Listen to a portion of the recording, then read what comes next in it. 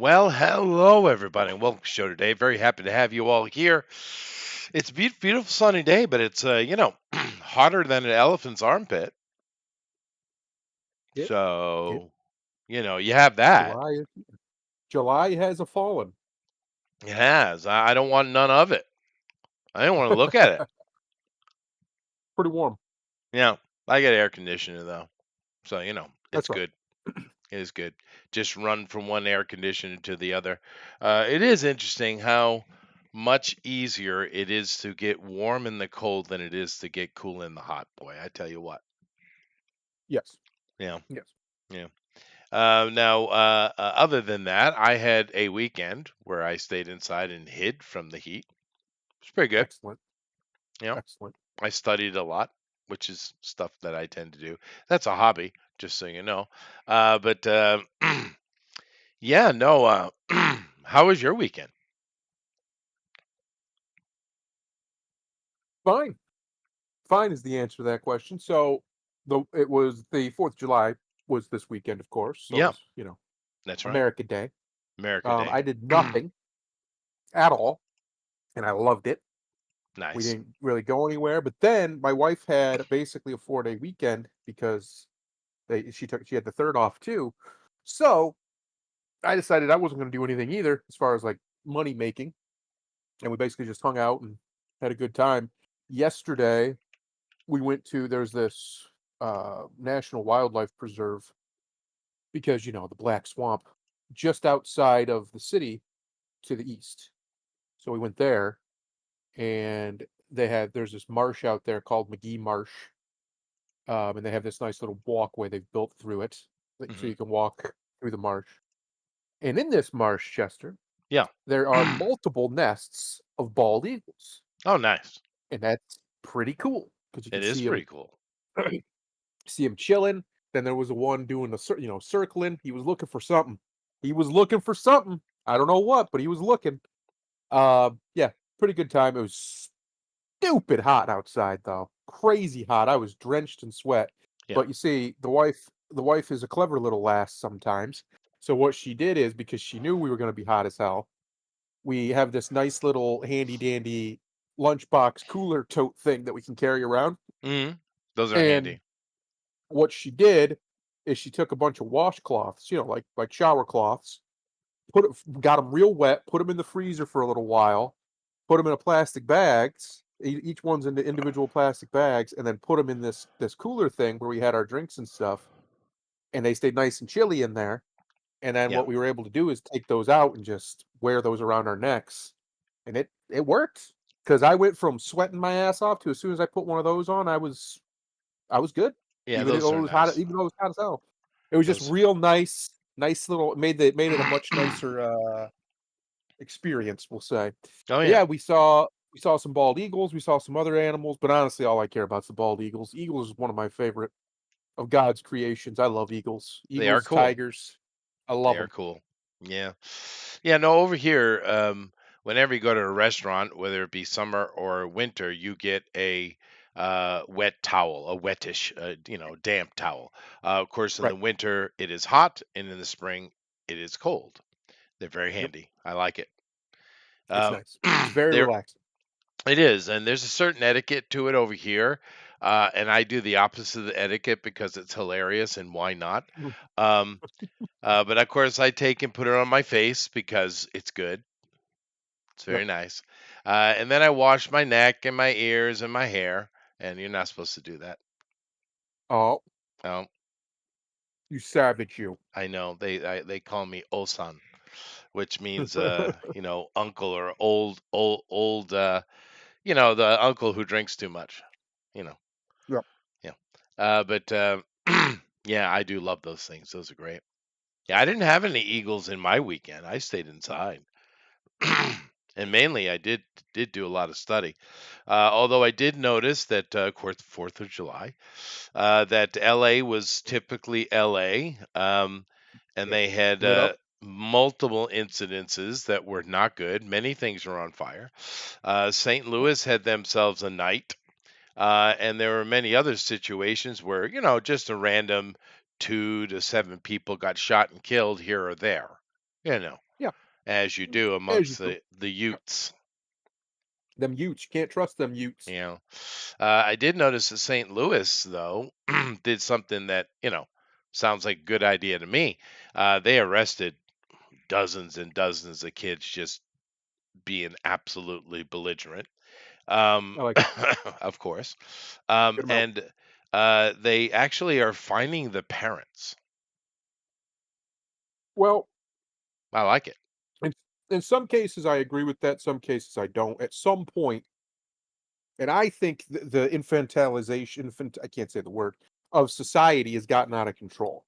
Oh yeah, To me, growing up, see, because I grew up in the country, so you didn't have a choice. My parents had to drive about an hour to work every day to get back into civilization to work. So there were many times where I was alone when I was, 10 to on up. Um, so to me, if you're old enough to do things on your own, you're old enough to be responsible for what you've done. Now that yeah, I doesn't mean get you. parents aren't total pieces of shit for raising a piece of shit, but at some point we gotta make people stand on their own stuff.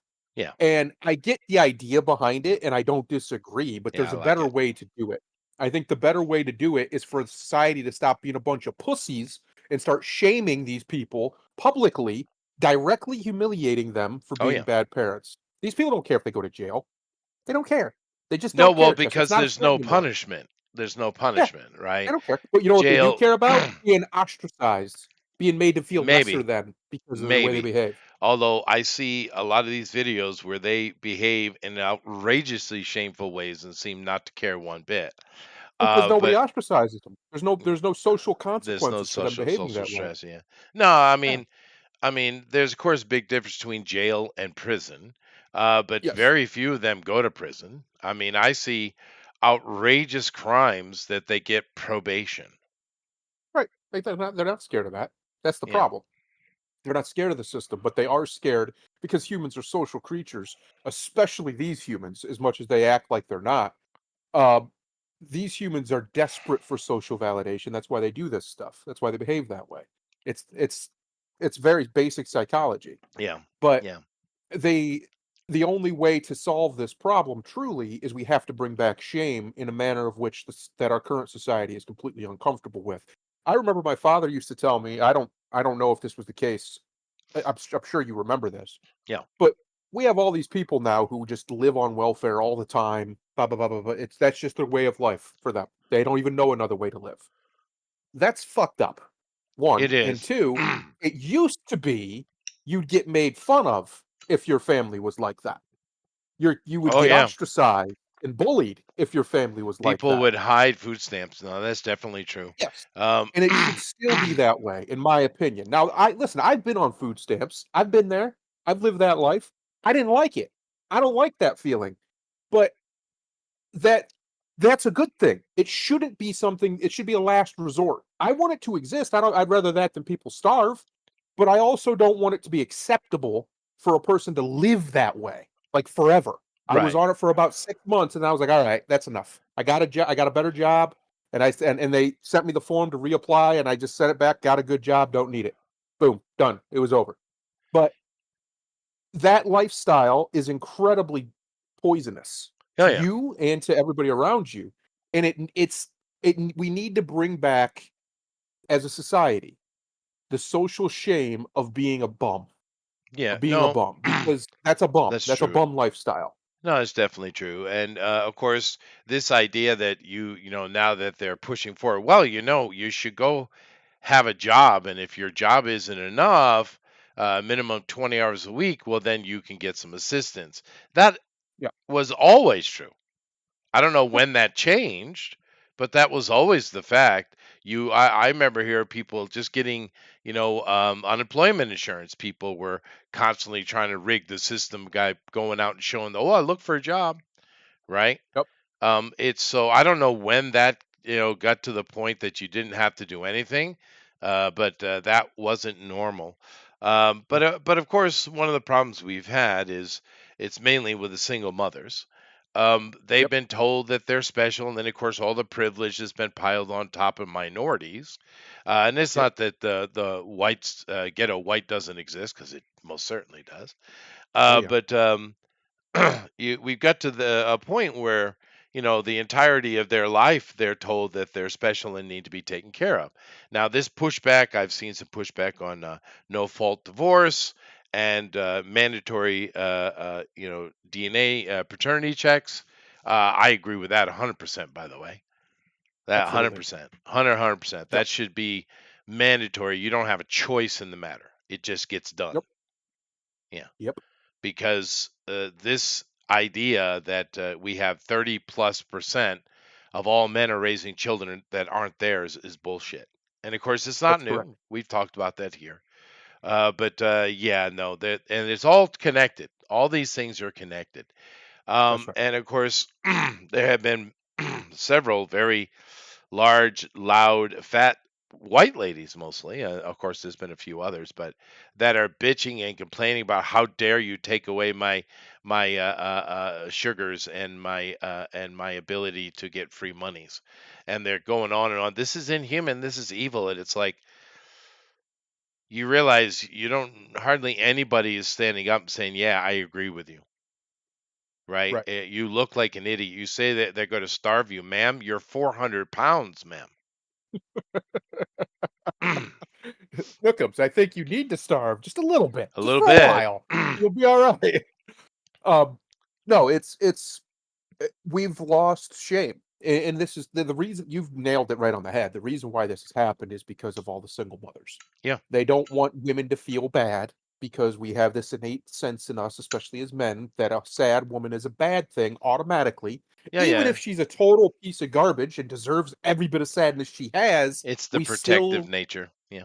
yeah, we still feel that sympathy. So Yeah. what happens is once you start to apply that politically, well, the only thing you can really do to avoid them being upset is give them money, right? Yeah, but Um, do you realize the amount of calorie intake it requires for a woman to maintain over 200 pounds? it's insane. It's It's well, ridiculous. calorie intake and also what you're eating. So here's the little dirty secret about losing weight. Losing weight is it is completely a numbers game. Calories in, calories out. It's irrefutable. People will argue till they're blue in the face about Oh it. yeah, that's Trust me, definitely true. I've lost 100 pounds. It's about how much you eat. However, here's the other truth. The other side of it is at a certain point, it while it still is, it's also about what you're eating. And the reason being is the food that you're eating specifically, the calories is what matters, but there's other factors in there as well that'll tell your body whether or not to process those calories in certain ways. By and large, as long as you're eating in a 500 calorie deficit for what you're expending, you're going to lose weight. It will come off eventually. Sure. Per day, every day. It's just thermodynamics, right? You're just burning that energy, burning that fat. However, there is a problem, and we have Mr. Kennedy's in there trying to fix it, and I think he's actually doing the best out of Yeah, good anybody on him. Trump Yeah. that Trump has in his administration. I think he's doing the best. Uh, our food is poisoned. It's poisoned. There's no other way to call it. It's poison, and they know it's poison, but they've been getting away with it for 50 years, so they just keep doing it. Sure. That's a serious, serious problem. So one of the reasons why you don't really see that big of people, except for in the West, there's a couple examples, of course, other places, but those are usually extreme outliers, is largely to do with the fact that our food is so readily available. It's everywhere. You can't drive 20 feet in any town in America and not find a restaurant or something. And what's in our food, the basic structures of all of our food is so loaded with extra carbohydrates and extra things that it doesn't need, that even when you try to count your calories and keep yourself in a certain spot, it's near impossible unless you get in nothing but whole foods. And even then it's sometimes impossible because even those get laced with nonsense when they're growing them Yeah. and whatever. Yeah, I don't It's a live in problem. that environment, so I don't have that problem. But no, I mean Yeah. Monday through Friday, eat whole foods, guys. It's very Yeah. simple. Yeah, and then on the weekend, have yourself a snack, and you'll maintain whatever weight you have. It's not hard. But I do have a couple things in the chat I would like to mention. Yep. I will mention the second one first, and Uh-oh. definitely prayers out to the people in Texas. The flooding there has been pretty bad. I mean, of course, Mhm. we get these natural disasters every year. We always do. Sometimes we get Yep. hit with two or three. Yep. And it's always sad, but we got a good system that can get in there and help. And of course, uh, old Trumpy has got to do his best to maintain it. And of course, one thing that's 100% clear, no matter who you vote for, is the Republicans will come and help you no matter what. Now, Democrats, if Yep. you vote the wrong way, well, they won't show up at all. But that right there should be enough to control people's vote, shouldn't it? You would Republicans think. will always come and help you, no matter where you are. But Democrats will ignore you if you voted the wrong way. That right there should tell you everything you need to know about these people. I mean, and But it's yeah, very it's clear this isn't hyperbole. no, it is not. Um, you would think it would be, but it's not. It's not. The problem the Republicans have had forever is they're cucks. And Fair. what I mean by this, their voters are a little bit too. Sorry, guys, you are, but also mostly the establishment, the party, the people in DC and in the state capitals. They're bought, sold, paid for, completely cucked out to big Yeah. money. Either it's Israel, like with APAC, or whatever. It doesn't matter. It could be any lobbyist group. They're completely bought and sold. The people elect these people to do a job and they refuse to do it. Now, the Democrats do this as well. Let's be honest, they do. But I think what we just saw, what we've just seen, and it's a shame, is Donald Trump running, and Donald Trump, for all of his faults, is really, really good at building a coalition. Oh yeah. I don't even know how you could argue that. He clearly can do it. Uh, the problem isn't building it, the problem is maintaining it. And the reason he can't maintain it largely is partially his own fault, but it's also because DC is so infested with these filth, these bottom feeding pieces of shit like Lindsey Graham, who should be dragged out in the street and shot in the head if I had my sense of justice for advocating for war against people who've done nothing to us. I don't care. If you're in a position of power and you're advocating for war, you better bring a lot more than feelings. Otherwise, what you're advocating for is murder. That's not war, it's murder because these people didn't you don't have a Cassius Belli. These people didn't do anything to cause you to want to kill them other than you're getting paid on the back end. People like that who are in the Republican Party, who in my opinion shouldn't even be allowed to live. I'm just saying it right to your face. John McCain, I'm glad he's dead. Can we bring him back to life so we can kill him again? Piece of shit. There's people in the Democrats that are the same way. They need A to be lot. hanging from the tallest light post A that we lot. can find for the stuff that they've done. They've committed treason not just against America, against humanity. They're monsters, and they're Oh open yeah. about. Ted Cruz is one of them too. As much as I like a lot of the stuff he does, this constant agitating for war. You gonna go over there, Ted? You gonna send your family over to shoot and kill, Ted? Well, Because I'm done with you people. that's the I'm done. I don't care. that's the money from the military industrial complex. But Anybody taking that money advocating for war against people who've done nothing to the average American's lifestyle, that have done nothing to us, and they'll say, well, they've killed our agents. Yeah, why were our agents in their country then? We would kill their agents too if we found them. What are we talking yeah. about? What are we talking about? We go over there and start trouble and then get mad when we get trouble so we can start war. That's what Well, you're doing. That's all. You're baiting people into hazard, and I'm sick of it. I'm sick of yeah. pretending that ain't what they do all over the world. These people got to go. And the reason why, this is where my point was, the reason why the Republicans have trouble is there's so many of these people that are entrenched in the Republican Party. So even when they do good things like what you just said, eventually they advocate for some nonsense or they just do nothing once they have power. Trump's been president for half a year. How many bills has he signed? 8? I think's the number. That's Yeah. obscene. That's Yeah. obscene. He's been literally indicted or had his action blocked 5 times as much. Yeah. Yeah. But I am curious with Alan to tell us how things went on the 4th in California, seeing as he's there. But one of the things to add to that for me, and I'm kind of curious why we don't have lawsuits, because these Democrats are up there now. Of course, they do this all the time. This is such an extreme example of it, saying he's got to kill millions. Millions of people are going to die. Millions are going to die. I mean, fear mongering is one thing, but geez, dude, right? Um, Yep. why aren't they being sued? I mean, I don't know. because that is illegal. I mean, you have free speech, but you're not allowed to incite. Correct. That's a They're clear inciting, incitement. Yeah. clear incitement. Yeah. Um, I don't know. I don't know why when the well, I do know. It goes back to them being cucks. The Republicans are cucks. The entire party, they're so afraid of wielding power that they would rather do nothing. Um, you had a guy like Elon Musk who was on board, richest man in the world, one of the richest men to ever live, at least on paper.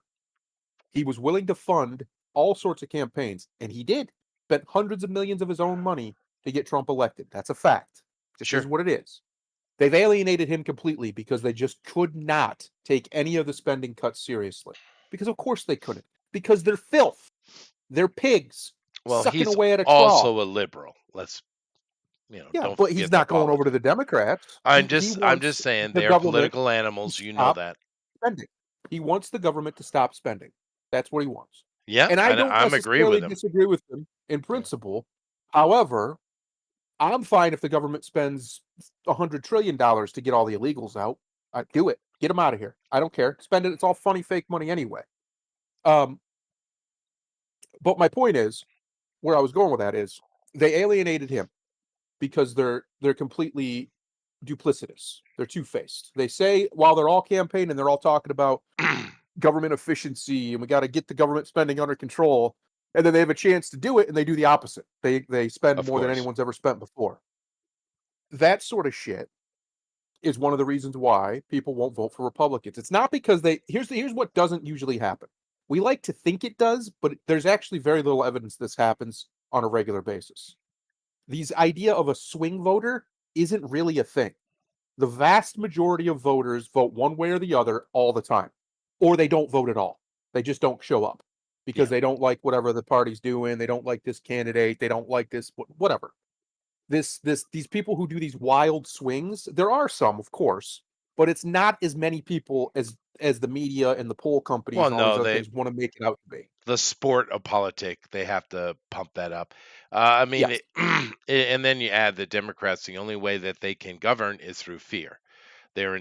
entire politic is based on fear, as I just mentioned. With millions are going to die, and of course that's such Everyone's a gonna die. ridiculous statement. Such a They're ridiculous all gonna statement. die. Listen, if they die from that, then maybe we didn't need them to begin.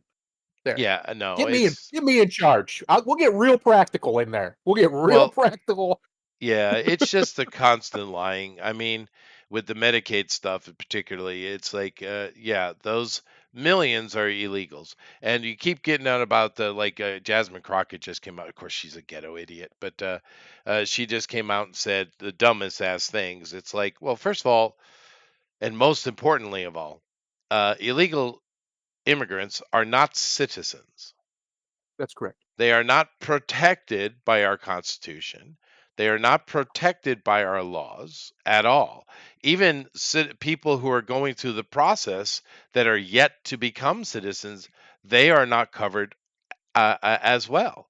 Now, we Right. tend to kind of just let the umbrella go. We do tend to do that. But technically, if you're not a citizen, you are not protected by the Constitution because here's a big shocker for you, it's not your Constitution. Oh, right away. It Right is away.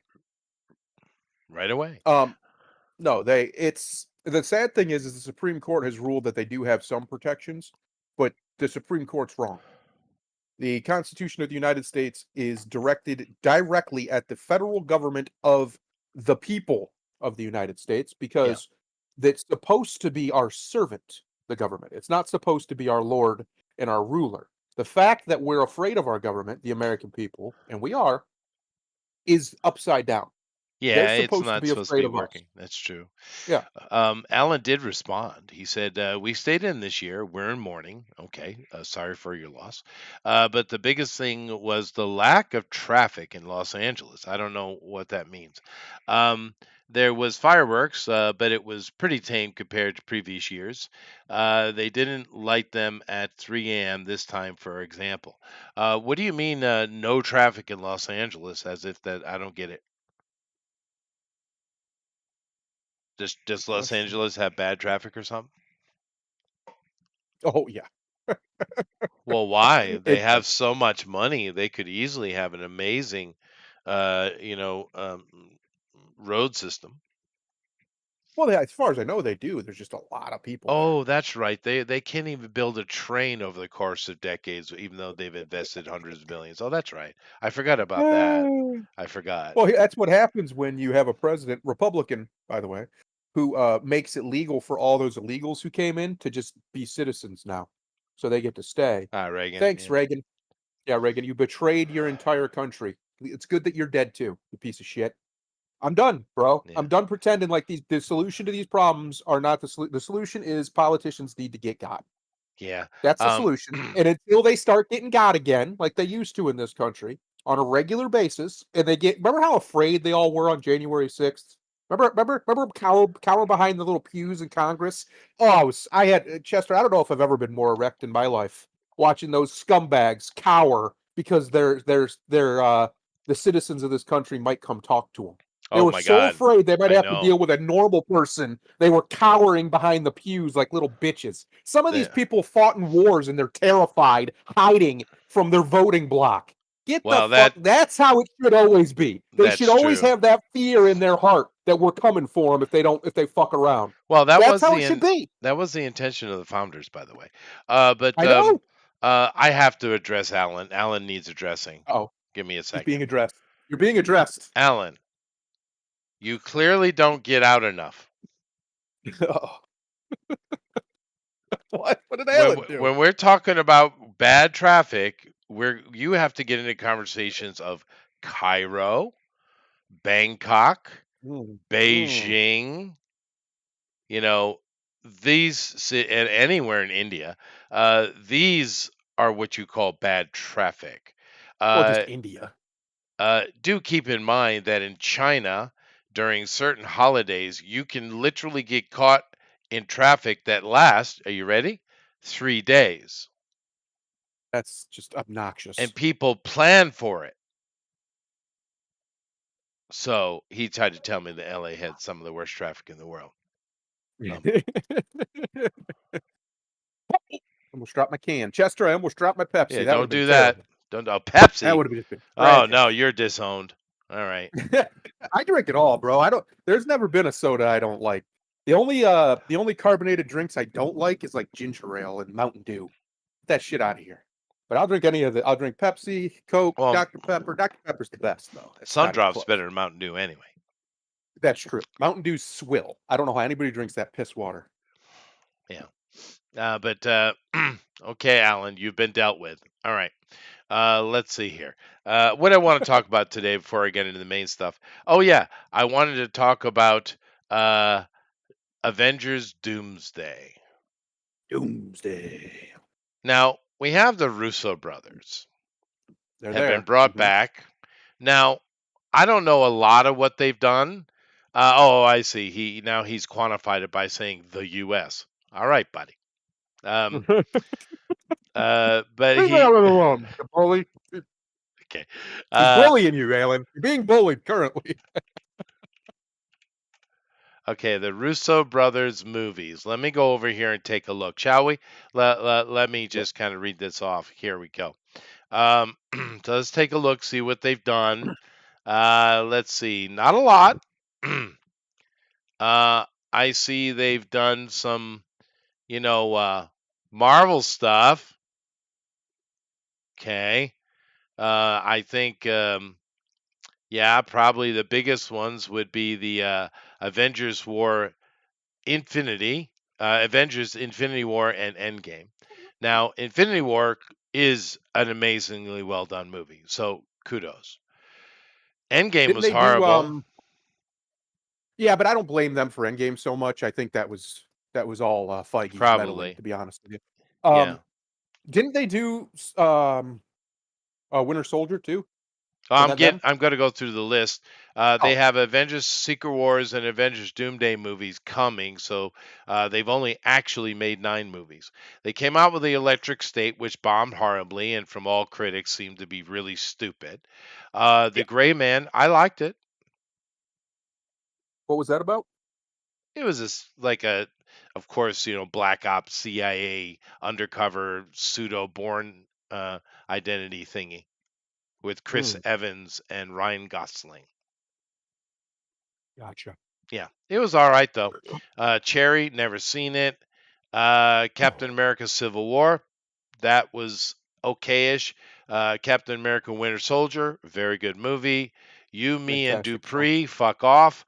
And Welcome to Collinwood, never heard of it. So they have made, let me count them, one, two, three of their 9 movies were good. Everything Yeah, else was middling to bad. So these Russo brothers are not, for me, a saving grace. They're not a thing that comes in and says, "Oh my God, now it's going to be good," because right. literally double of the good stuff is bad. So this isn't exciting news for one. Two, we're talking about Avengers: Doomsday, right? Now, Mhm. keep in mind, they had that silly little stunt where every few minutes they'd drop a new chair of an actor who was going to be in the movie. And there was Right. like what, 1,080 of them? Um, So around there, yeah. yeah, around that number. So here's the thing.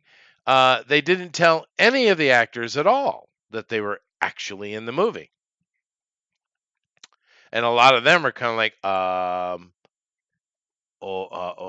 okay, right? That kind of reaction. Yeah. They are working on the scripts, of course, and they're supposedly shooting now. Supposedly, although I heard it got pushed back. There is a scene because they're multiversing it. They want to Of make course. sure that we, the public, understand that that goodness that you got from before from Paramount and a little bit of Disney, that goodness, Mhm, well, it's done. mhm. There's going to be a scene where all your favorite Avengers are wiped out horrifically and murdered, so that you can't say I want them back because they're gone. You get our transgender black lesbian girls. That's what you get. Oh, lovely. That's what Yeah, you want? That's what I mean, that's what I was after. I don't know yeah, about you. yeah. And of Um, course, what's happening now after the fact, because no one was told they're going to be in the movie anyway, and then they put out mm, that stupid stunt. Now that this has been revealed in the script, a lot of those people you saw whose names were on chairs are like, yeah, no, I'm not signing up for that. So they're not coming back anyway. Uh yes. oh. Whoopsie! Yeah.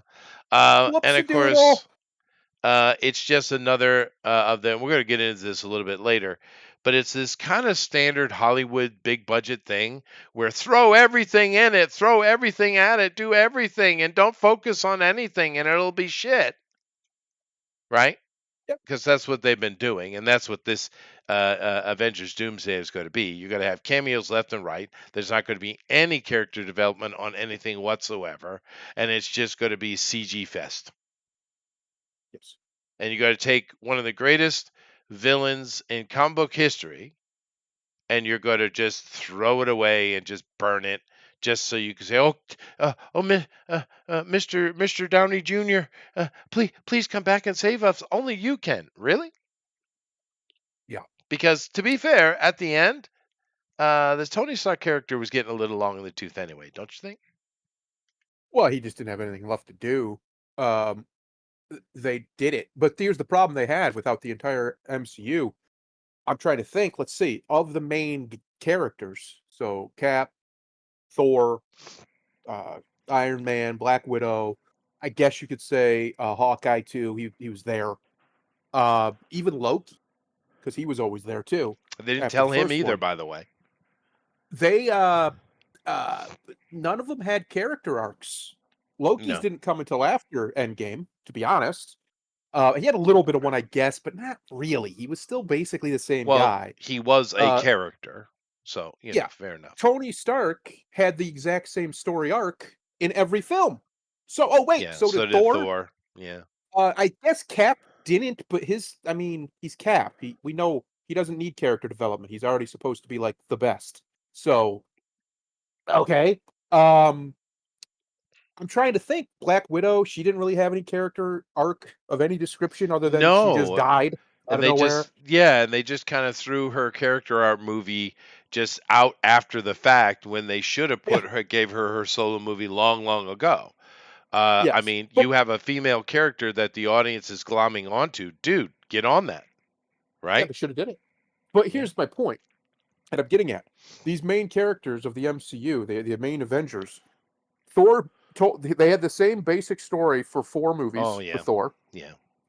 They had the same basic story for Tony Stark in 3 of his movies and the first Avengers movie, of him basically deciding to be a responsible person. That's it. That was it. That was his character arc. Every movie, it was the same thing. Um, and just over and over and over again, they repeated the same exact story from maybe a different starting position, sure, but it ended up with the exact same character arc, I guess you would call it. So my point is yeah, Tony was getting long in the tooth, but he was getting long in the tooth because he never really did anything. That's fair. He just kind of was Um, around, but you just know, kind of there. getting back to these Russo brothers, okay, and their Yeah. decisions, because in Endgame, Hmm. instead of having Paul Rudd's character accidentally and buffoonishly fall into the solution, because that's all his character can ever be, is but Yeah. a buffoon. What they should have had was, instead of having Thor being all mopey and a little bitch, right? Yeah. Seeing as he's the oldest and wisest of all of them, instead That's of right. just what they should have done was had And the mightiest. Thor is the one who found the solution, because that is the worst failure of his life and he's lost a lot and he's damned if he's going to let it stand, and he's going to go out there and find a way to fix it. That's what you Yep. should have done. Love it. And not only did we get not Fat Thor, we got the most badass Thor you'd ever see. And that solution could have been very simple. It could have basically been the same story too, Chester. Here's the funny part. From Infinity War, remember, he went out to go get a new hammer. He went to go get Stormbreaker. That's right. Well, he could have basically discovered that one of the things Stormbreaker can do, because Mjolnir can do this, at least the comic version can, is travel through time. He can actually go through time with Mjolnir, depending on which version of Thor it is in the comics. But there's a story arc where he does. Mjolnir is able to do that for him. It's old though. It's from like Yeah, the so he has '70s, to I go think. back and repeat. You could have had a little mini front-ended story of him repairing Mjolnir. Yeah, Yeah, exactly. You see, yeah, you knew where I was going. yeah. He has Stormbreaker. Eventually, he got Mjolnir back anyway, right? That was what happened. That's exactly. So instead of going back to get it, he repairs it, and then Mjolnir, because he repaired it, however he does it, doesn't matter. He repairs it. He basically gets to talk to Mjolnir because Mjolnir's a spirit. It can be communicated with. It just almost never is.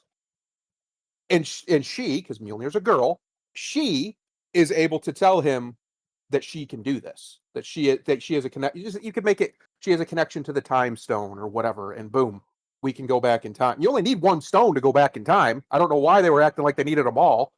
Uh, and boom, now you can go back and do everything basically the same.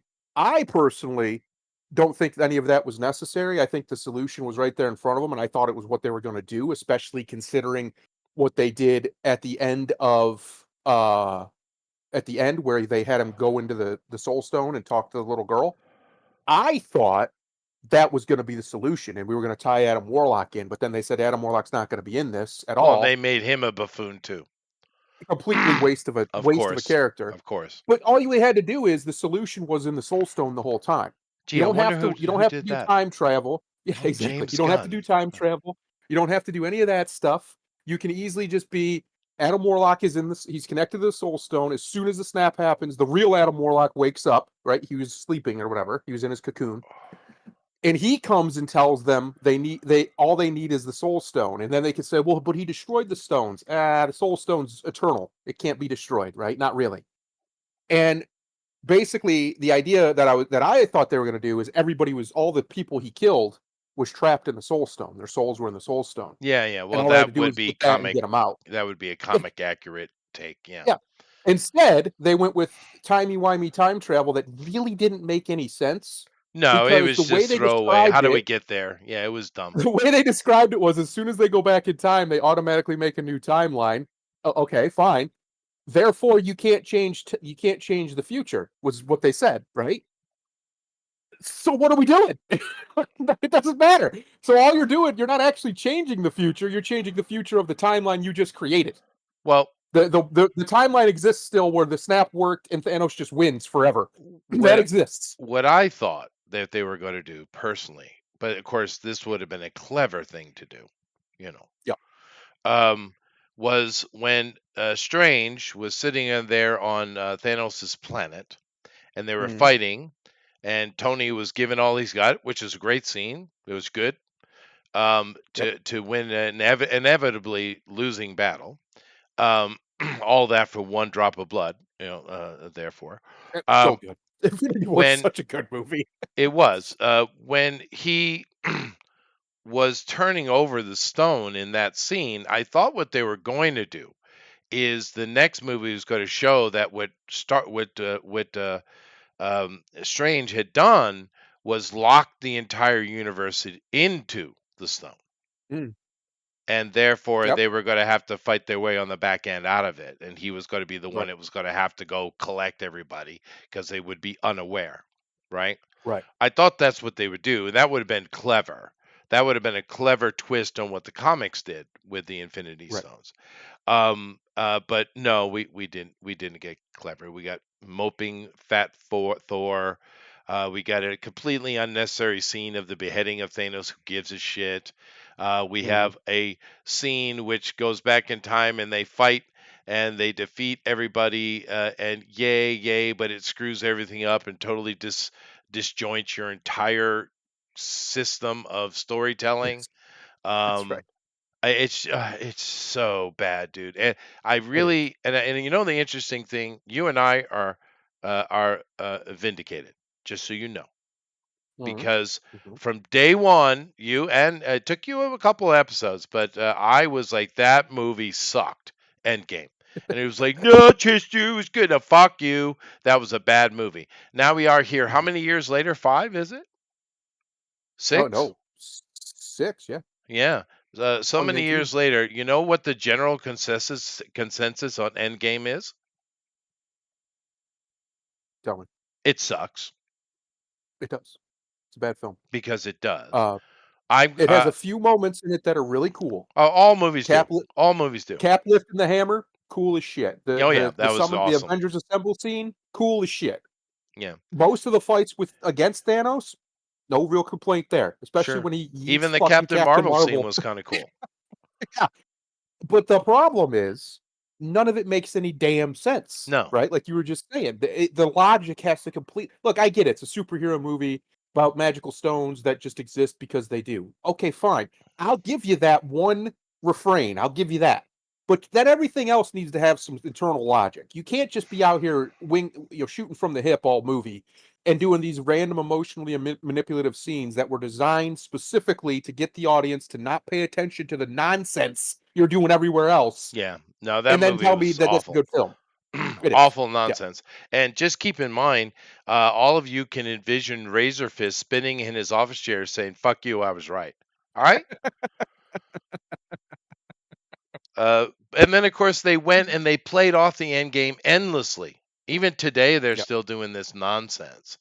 They had was it Thunderbolts? They had that Yelena lady, and Mhm. she basically almost kills Hawkeye, blaming him for what her sister, big air quotes by the way, chose to do. I mean, Right. so they just keep tying it in left and right, left and right. Yep. Dumb. Dumb, dumb, dumb. It's a shame because Infinity War was great. It's one of the best superhero movies ever made. That's true maple It's the sheep. only good Thor movie that's ever been made because he's the main character of that movie, him and He is. Thanos. Um, which is surprising because every other time they've had a chance, they basically shit on the guy. But for some reason, Infinity War, they decided to let him shine a bit.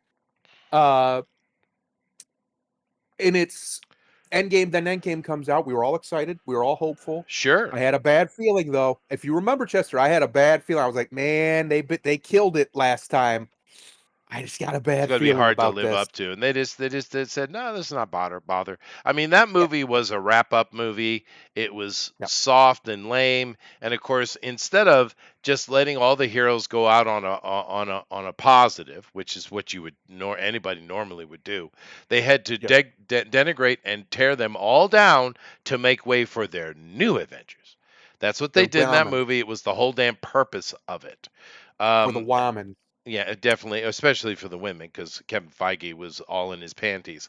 But Mhm. Maple Chic, yeah, of course, you're correct.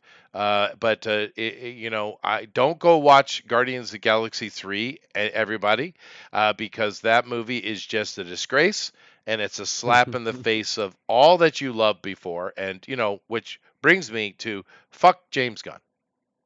Yeah, I'm with you on that Yeah, 100%. I've been with you on that. I was trying to tell the world this man is a bad director. yeah. Um, I'm not saying he's never made a good movie. That's all right. You can listen. Even a blind squirrel finds a nut every once in a while. But the man doesn't know what he's doing. He's Right, incompetent outside of his very specific field. And the right. more and more we see of this Superman movie, the less and less we Well, see of Superman and more we see of James Gunn. That's what it is. Speaking of that, had a bunch of the industry people come and watch a preview of what they've shot. I guess it's in the Mhm. can, or at least in the can enough to show it, right? Right. And all these people were under the understanding that they would be able to uh, give their first feeling impressions on the movie, and then the embargo would be lifted 2 weeks before the movie. And then after Mhm. it, Disney was like, nope, you can't say a word about it until like the day before or something like that, because they know it's in Right. trouble.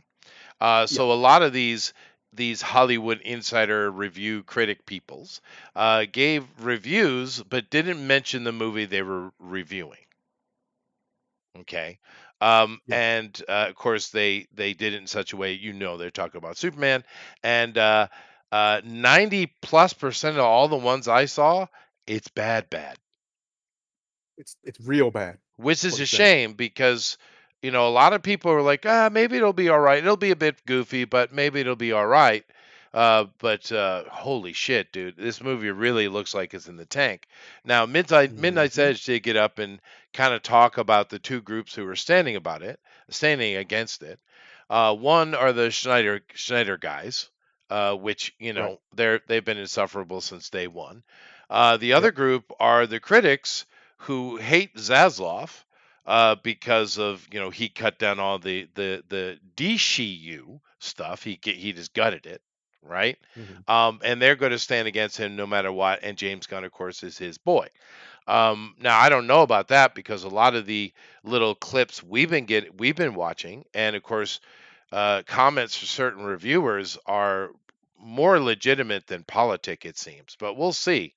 But it's a real shame, man. I think everyone was really ready for a fun Superman movie, dude. But I don't know we're going to get it.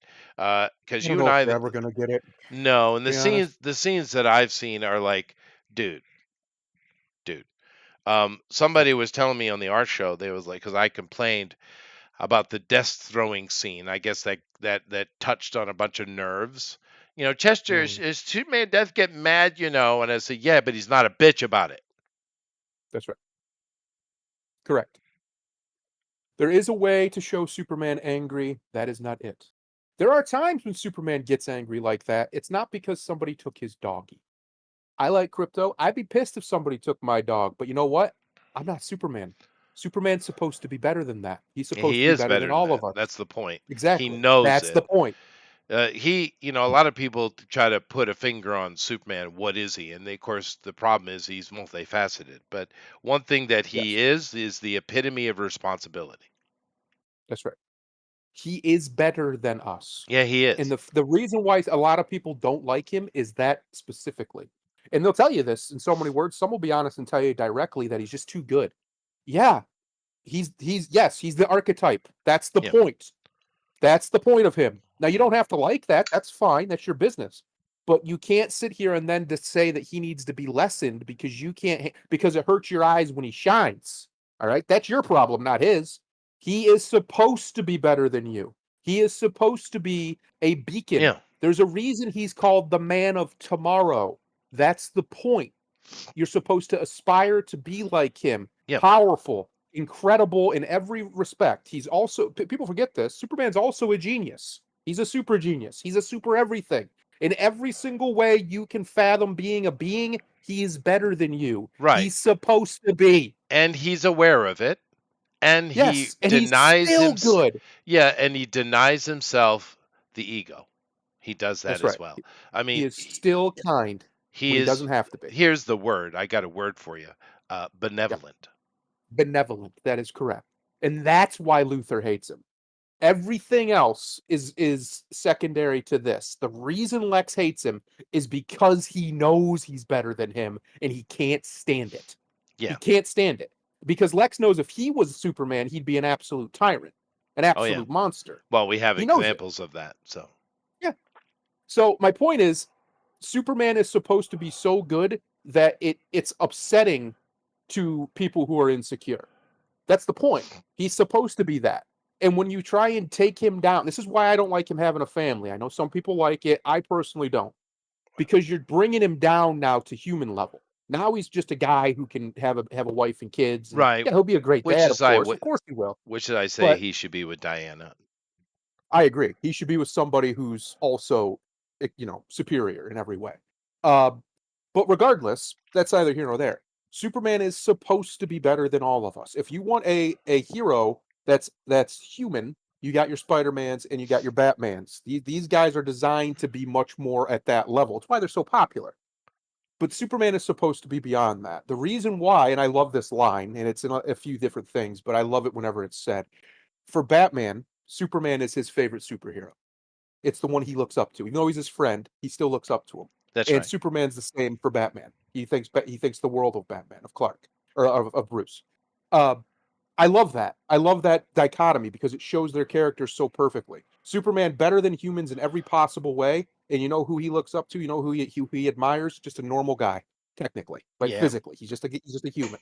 And then Batman is an unbelievably he's brilliant, he's all these things, he's super rich, he's everything most humans would want to be on paper, but the person that he looks up to is the one he could never be.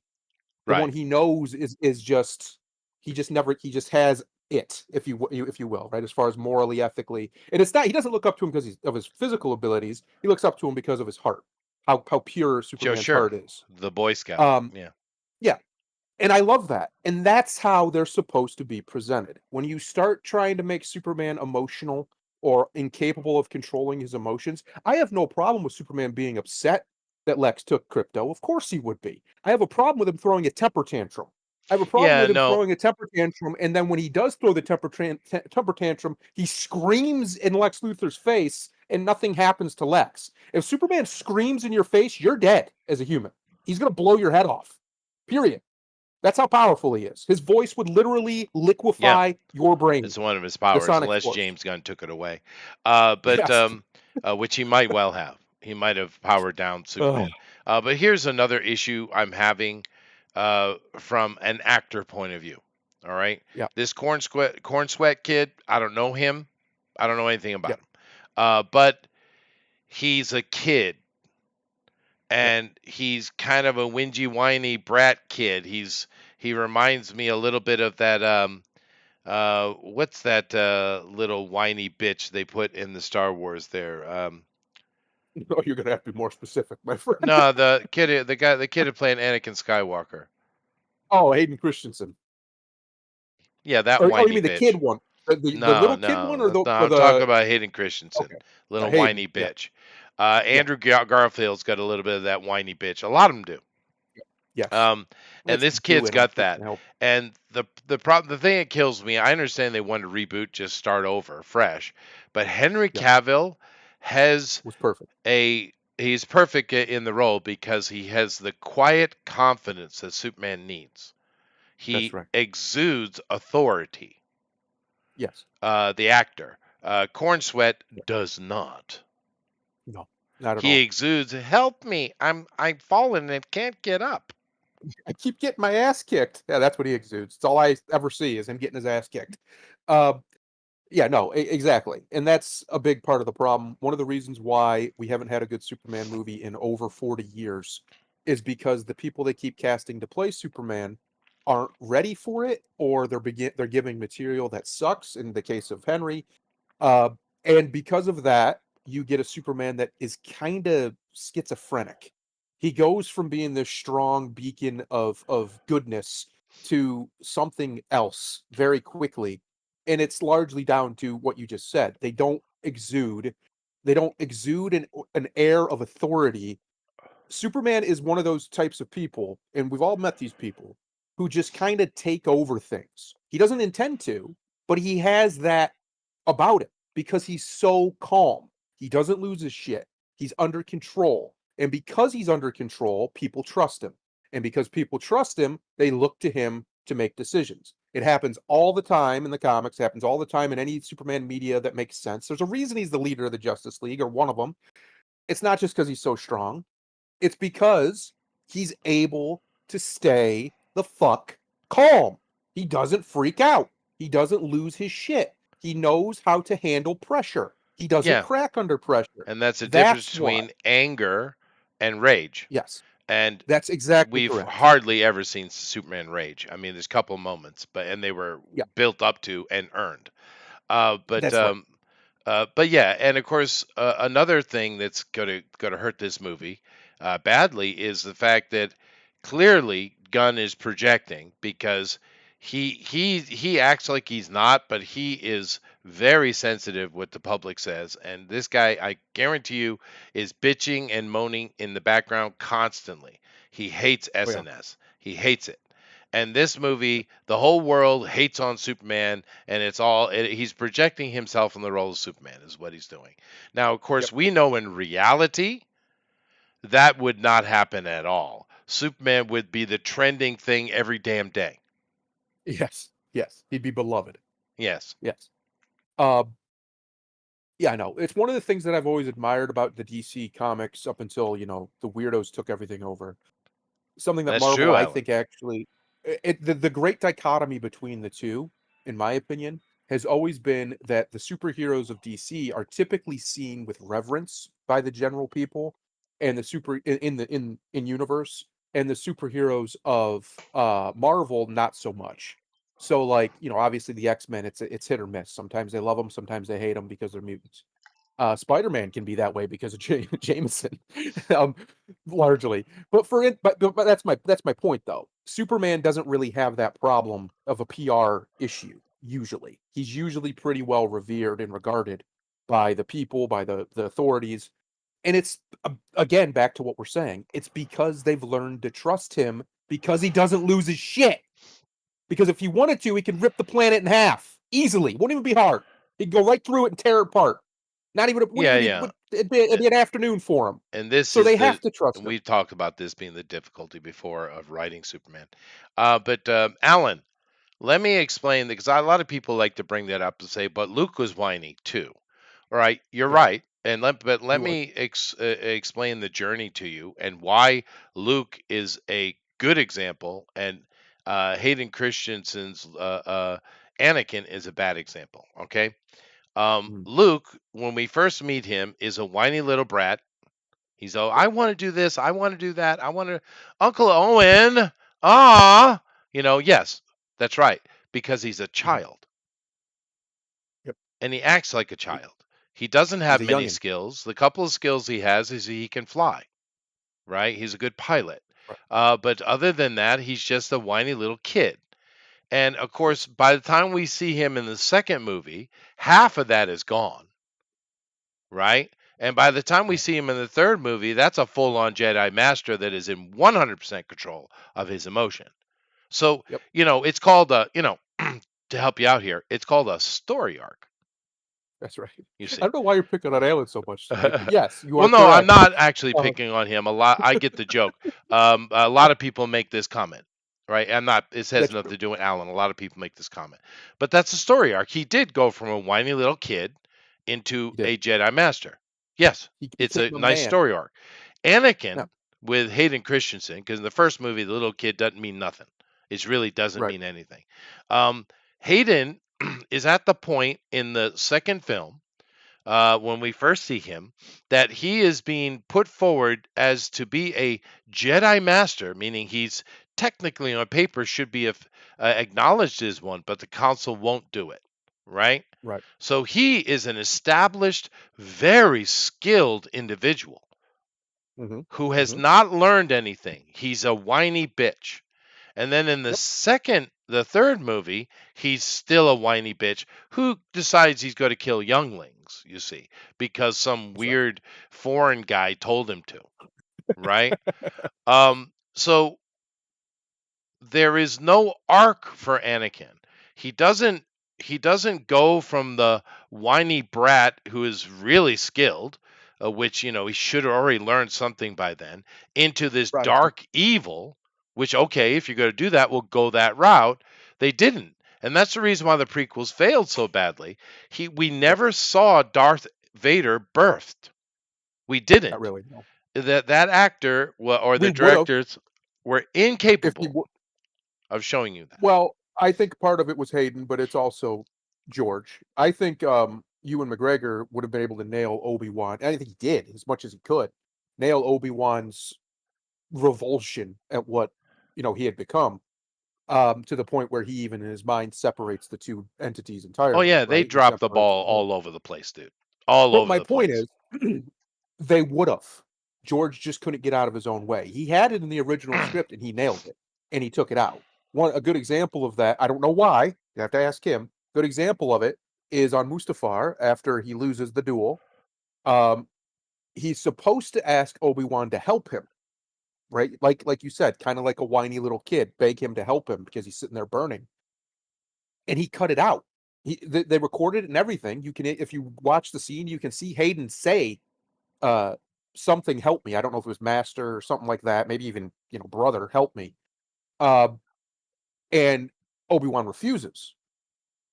I don't know why George took it out, because this was a perfect callback to the end of Return of the Jedi, where Luke's getting electrocuted, getting fried, and he begs his father to help him. Father, help me. Father, save me. uh, and he took it out. Yeah. This is just one example. There's other examples throughout especially Revenge of the Sith, where he had the right idea, and if he had just left it alone, it would have been much better. But he Yeah. took it out But for various reasons, I, because I I've George seen Lucas that. can't get out of his I- own way. I've seen that, but it's deeper than that, dude. It was miscast, and the Yes, acting and the writing was not what it needed to be. You no, needed to have an arc where yes, Anakin, by the time we see him in that whole argument with, I should be made a master, it shouldn't be presented as whiny.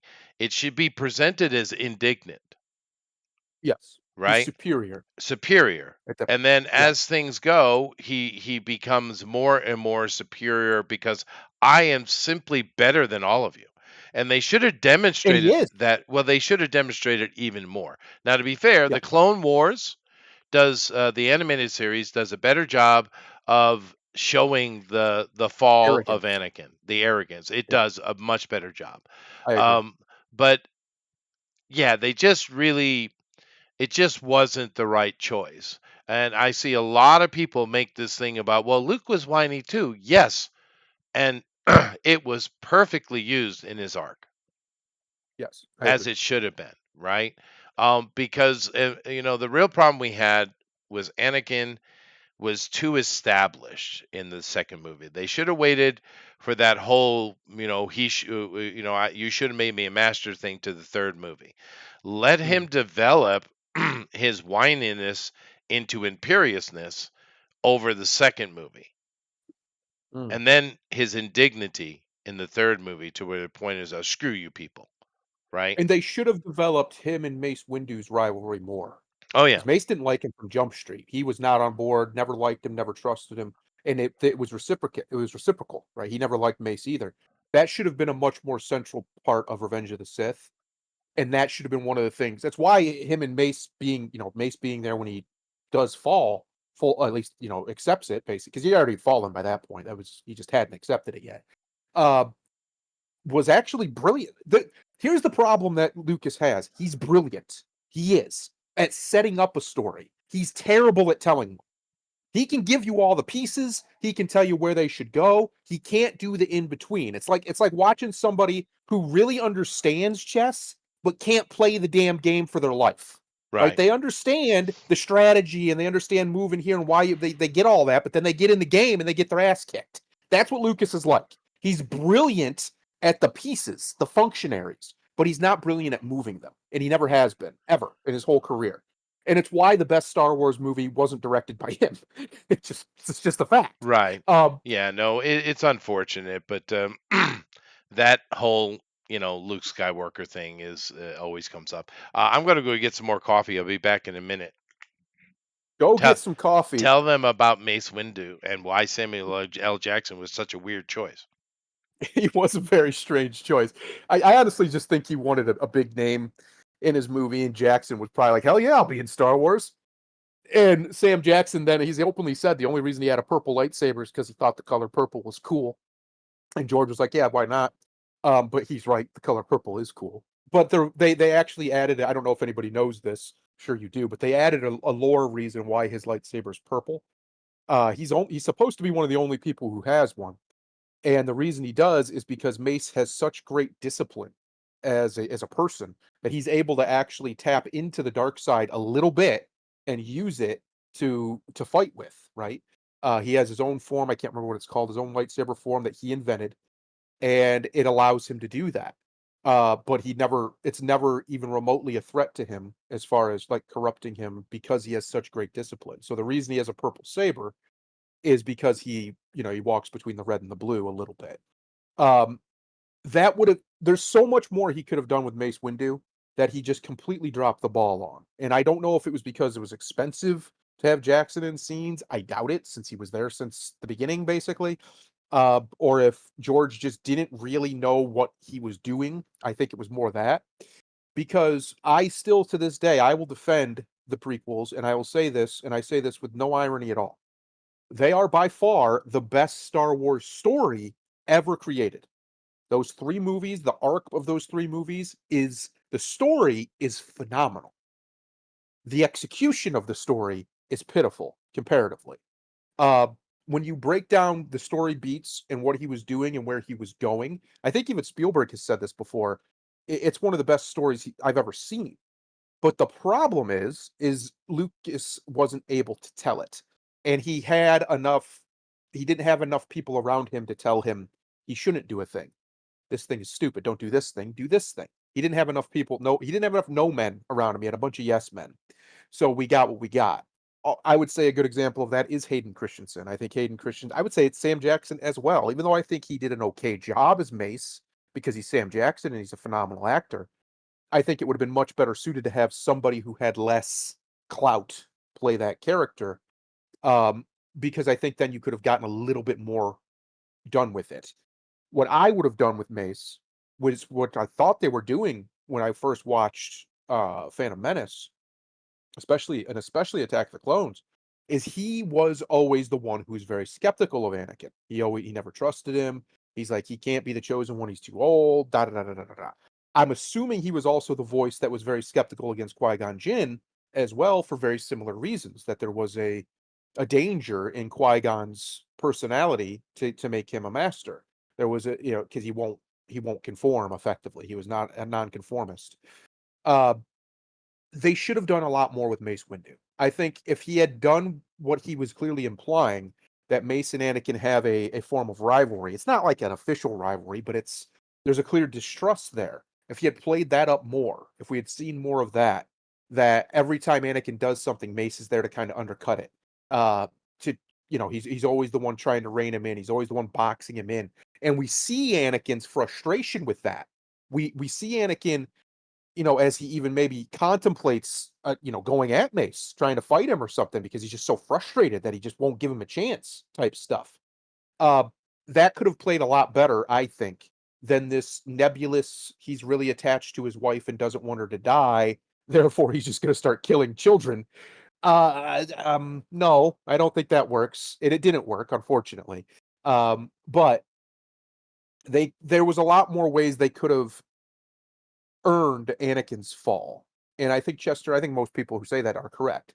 It didn't feel earned because they didn't show you him being prodded enough to that result. Now, like I said, George cut so much out of those movies. There's like almost three whole other movies of cut content from the prequels, and a lot of it was that specific stuff. Was showing things where Anakin was even more troubled than we realized. We're showing things where he's being, basically needled by this thing or this thing. There's even scenes where him and Padme get into it a little bit because she's trying to get him to do this for him, and Anakin basically says he's being pulled in multiple different directions because he's got the Jedi who want him to do this thing, and then he's got the Chancellor who wants him to do this thing, and now he's got a senator who wants him to do this thing, and he just feels like he's trapped in the middle of it all.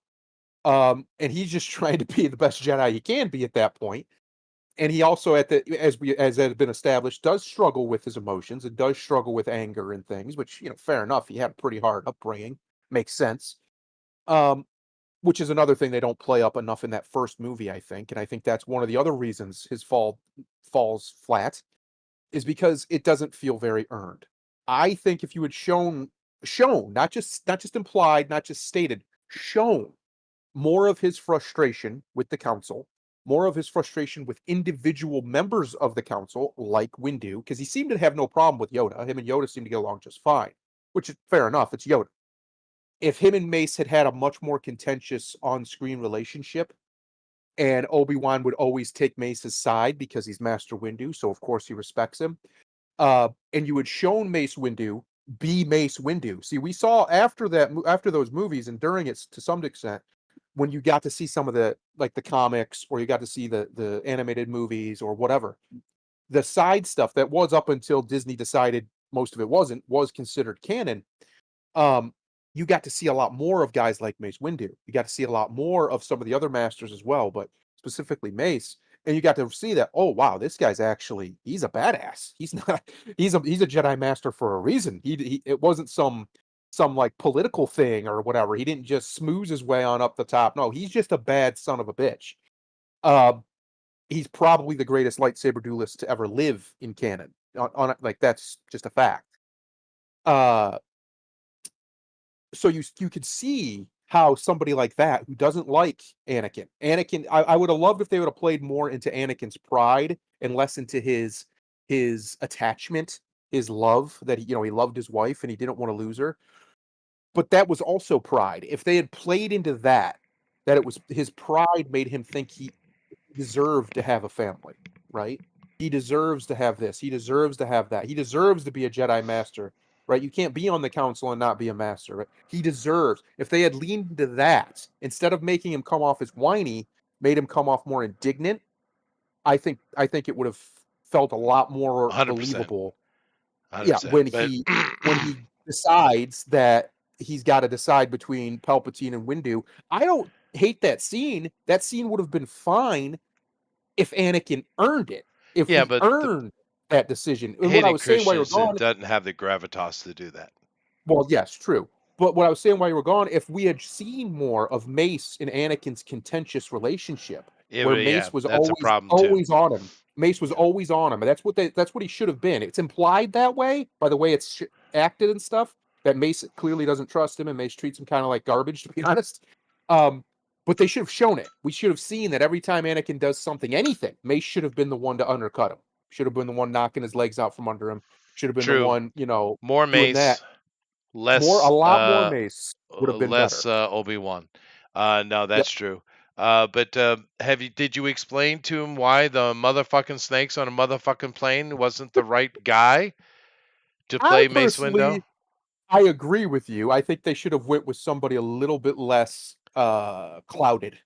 Yeah, someone maybe More a of a little with a little bit more, once again, gravitas and stateliness, like say a Sidney yes, Poitier or yes, something as like that. somebody who could pull off a a, a righteous indignation or what's the word, what's there's a term for it where you're annoyed at something not because you think you're better than it because you know it can be better, right? I think that's how they should have played it off with him and Anakin. Not that Mhm. yes, he didn't trust Anakin, he didn't trust the idea of the chosen one, all that, that's fine. But him personally, it should have came off not so much as him just picking on him because That's not what a Jedi Master is going to do. But he knows Anakin could be so much better than what he is, and that upsets him. That he's disappointed in him. I think You that would have been huge, huge for his fall. It would have made so much more sense why it was Mace that he betrayed and effectively killed. It would have been perfect because yeah. Anakin isn't the type of person to tolerate that forever. It's going to drive him nuts. Somebody looking down on Yeah, him, it was and he misdone. would see it as condescending. Miscast. Yeah. Yeah, And Roger Moan is spelled Moan, just so you know. yeah, But Black Snake Moan actually is a good role for him because let's be honest, Samuel L. Jackson is a bit racist. yeah. He's got that old man black racist in him. He does. But and I love a lot of stuff he does. But he was horribly miscast as Mace Windu. And the thing it's sad about it is he was really excited to be on that project. Yeah, yeah. I He explained some of that. he Yep. loved that, Built the and lightsaber, full and I deal. respect that. I respect that. But Yep. yeah, he was the wrong. They just screwed He that would have shit up been so he would have bad. been a lot better as a proto Han Solo, right? He would have been a lot better as that. Like he was a smuggler or a pirate or something like that. I think he would have been a lot better at that. Much more of an underworld character than Yeah, a dignified that Jedi Jedi master. Master. No. Because as I was saying, Mace isn't just a Jedi master, which is already impressive. He's one of the greatest of all time Yeah, Jedi he masters. just Like he's top tier Jedi master. we really needed a Sidney Poitier type character is what we needed. Yeah, And that would have been really cool. But now the problem we have with the prequels is, and we're talking about the problems they have because they do have good points too, obviously. yeah. In comparison to the Disney shit, Oh my god. damn, It's not even close. Not damn, even close. that's bad, dude. Yeah, it's I don't even acknowledge that those exist if I can avoid it. The prequels are at least still Star Wars. I don't They know are. what the shit the Disney stuff's supposed to be. It's like it's a parody. It's like they're making fun. They're taking the piss out of Star Wars is what they're doing. Are trying Um, to tear it down and destroy it, even. yeah, it's just embarrassing. It's embarrassing that they even have the name Star Wars on them when you got Luke Skywalker, one of the most pure characters in Western fiction of all time. The 5,000 years of history that the West has of great fiction, Luke's up there, up in the top echelon with all of them. He is. And they had him drinking goat's milk out of a tit or whatever that alien blue, whatever that shit was, out of some alien's tit, talking about how everything he ever believed was wrong. And he even thought for a second about killing his own nephew in his sleep. Get the fuck out of here. Get out of here, Disney. This is why I can never be excited about anything coming out from Star Wars ever again. I don't care if it's the best shit they've Well, ever made. you know the Until I thing. get a public apology from somebody at Disney for The Last Jedi, until that happens for what they did to Luke, because they did it on purpose, that was intentional, I'm not interested. And since they're never going to do that, I'm not interested. Yeah. It's just where Um. I'm at. Yeah. And the thing was sad at the time, we thought that Mark Hamill was frustrated because he was pushing back against that. Now we know, no, he was very on board with it. He thought it was great to diminish the male for the female because we know how Yep. woke he is. So I kind of wonder because we did see angst coming out of him. What was the angst for then? Well, here's the thing: the things you're hearing now are lies. The Maybe. angst was exactly what we thought it was. I have a video of that shows every time he warned us about what was coming. Mark, for all of his faults, and he has many, loves Luke Skywalker. He loves the fact that he is Luke Skywalker. He loves Star Wars, he loves the fans. He just does. He was a great ambassador for the He franchise was. for That his is whole true. time, and he always has been very grateful and appreciative of Luke Skywalker as a character. So he's not wrong. Anybody who's a Star Wars fan who's grown up with these characters understands exactly what he means when he says Luke would never say that. Because Luke would never say that. Luke would never even think that the Jedi must end. What? What are we talking about? That's just not who Luke Skywalker is. He's not a quitter. He's a lot of things. And as we discussed at the beginning, he's a little bit bitchy, he's a little bit whiny, he's immature, at least at Yeah, the beginning. yeah, And but he by the end, grows he into a was. man who doesn't give up. He's so sure that he's right, he throws his weapon down in front of a being he knows can kill him because he refuses to sacrifice his principles. Forget about saving his dad, that's awesome. The fact that he stood the Emperor down, knowing full well the Emperor can kill him without a thought. It's not a mystery to him. He knows who Palpatine is by this point. He knows how strong he is, right? Right. And he still makes himself defenseless against him instead of falling to the dark side. But you're gonna tell me this dude had a bad dream one time and decided his own nephew needed to die? Fuck off. Yeah. Fuck No, it all the was way really off. bad. It's really, really bad. But anyway, let me get into what we got to talk about today. All of that kind of nonsense. And don't get me wrong. I enjoy Samuel L. Jackson movies, but he just He's not a Jedi casting is master. very important, Yep. right? Yep. Casting is very important. And I'd love for somebody other than Disney to make a proper Mace Windu like miniseries because Mace is a really cool character. He really is, and we never, unfortunately, in the live action stuff, never really got to explore him No. as much as he should have. And you know who would be great for him and now would be Ali. Yeah, Yeah, I mean yeah, he's older, but yep. he can carry that gravitas, that guy. He's He's got got that. presence He like does. crazy. He would be an interesting Mace because that's another problem with it. You know, even though Sam is an old guy, he Yep, he looks younger, right. right? Because this is a problem a lot of black people have is, Yep, you know, they say black don't crack, but what they don't also say is that a 20-year-old black person looks like they're 50, right. Yeah, right? they also don't Um, age. They've they don't. They stopped. just The kind of problem is forever 50, right? right. Yes. Yes. Um, They also, grow they also mature in physical appearance faster than everybody else they too, do. as They do. children. They will present much quicker. Yeah, But so Sam, although he's starting to show his age, he's always kind of looked like a 40-something black guy, right? right. Even when he was younger. And Mace Windu needed to be far more graceful. Almost, in my opinion, he should have been more elven. And Yes. Ali can do that. You know, there's Mace some is other the people. ultimate Idris, stoic. maybe it. Yep. I don't know. Idris isn't the right choice either.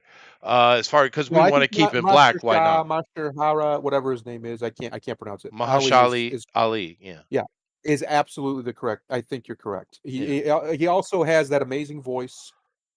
He has the ability, as we saw, to just carry a production by himself. yeah, And it's a shame he doesn't get more work, to be honest, because the guy's amazing. I've always thought he's a great actor. But yeah, no, I think he'd nail it because Mace yeah. is not a simple character. The problem we had in the movies is we didn't get to see enough of him, so No, he that was seems a very failure. simple. We should have had Yeah. more Mace Windu, and less Obi-Wan. That's true.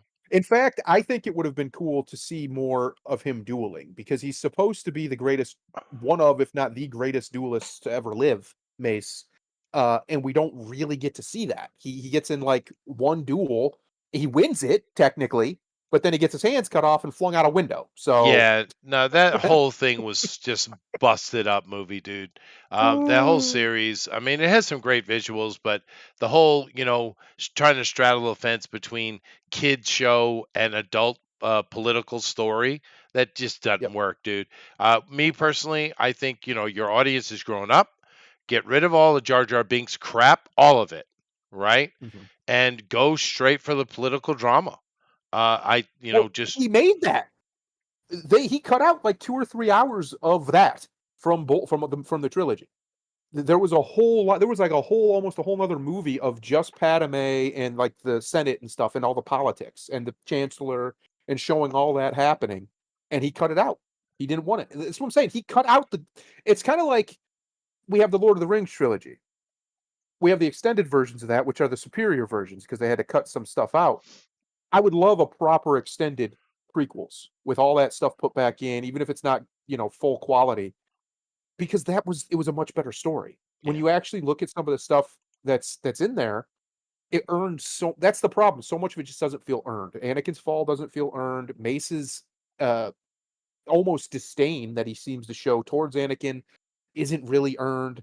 there's just so much of Obi-Wan's entire naivety about how Anakin is stupid. How the hell have you spent this much time with this guy and not realized that he's unstable? There's just so much that isn't earned. In this case, it would And be a naivete, just so you know. yes, yes. It's just very strange to me because he had it. He had all of it, and he lost it. Why was Obi-Wan a bad choice to be his master? Because that's one of the undercurrent themes, right? Is Right. that he shouldn't have ever been his Well, he master. wasn't Well, it's supposed to be. yes, it was supposed to be Qui-Gon, which is why Maul was sent to kill him, by the way. Um, but why was he bad? Well, he's bad because, which George cut this out, like I said, when he had a chance to help him, to show him compassion, which is what Anakin needed. He needed a softer but firm hand, which is what Qui-Gon would have given him, not an indifferent one, which is what Obi-Wan gave him. He didn't do it. He didn't do it. Qui-Gon Yeah, would have. Qui-Gon would have. true. He would And have reached out and tried to say. Qui-Gon was more compassionate, is my point, as yeah, a person. and Obi-Wan was too young. Yeah. But what have you. Let's get on with this here. Daredevil Born Again canceled after season 2 hints Vincent D'Onofrio. Okay. Now, this is a very interesting statement because he's not blaming the fans, but he's imploring the fans to watch it, to get active, to get involved. Because if they don't, there will be no season 3, which he doesn't Mhm. seem to understand that we didn't want season 1. No one watched Right. it. It was never on a Nielsen ratings at all, ever, right? Which Yep. seems to be the trend for Disney Plus stuff, doesn't it? Um, Yep. it's also a complete cucking of his character and the Daredevil character. It's all about the women. And he said, well, in season 2, we're going to improve it. We're bringing back Jessica Jones. What? Okay. Do you think that's I going to mean, help? More girl okay. bosses are going to help you? What people want is you being evil son of a bitch that's always ahead of the game, and for Daredevil to sacrifice everything to stop you. That's what we want. That's what we want, Mr. D'Onofrio. And it pisses me off. I know he's just being political because, he's getting paid. I get it, but you're way too good an actor to let these assholes fuck with you the way they've been. Echo was a travesty, and Daredevil was as well. So, Mr. D'Onofrio, we really wish they'd just cancel season 2. We don't Yep. want season 3 because we don't want season 2 because we didn't want that shit you called season 1, Mr. D'Onofrio. Yep. I think I was pretty clear about that. Yes. Okay. Sometimes, Chester, sometimes, in fact, most of the time, it's better to just let sleeping dogs lie. Yeah. And I know a lot of people really love the Netflix Daredevil run. Again, now it just didn't. I don't know why. I'd probably have to go watch it again to figure. I could probably tell you. I never did. Episode Just didn't 3. get me. Episode 3. Um, but that being said, uh, sometimes it's better to let sleeping dogs lie. You got one of the better interpretations of Daredevil in that original Netflix run. I think One so. of the better Yeah. interpretations of Punisher as well, at least in the The best first little bit Kingpin. there.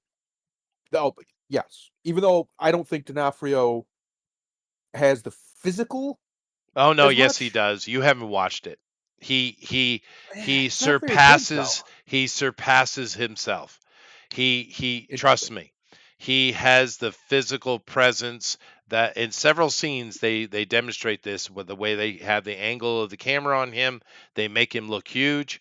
Mhm. In particular, his interactions with Punisher, he's 100% has the physicality for it.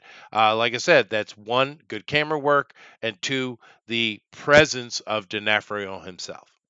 100%. Interesting. Yeah. But regardless, um, the you have really good interpretations of these characters.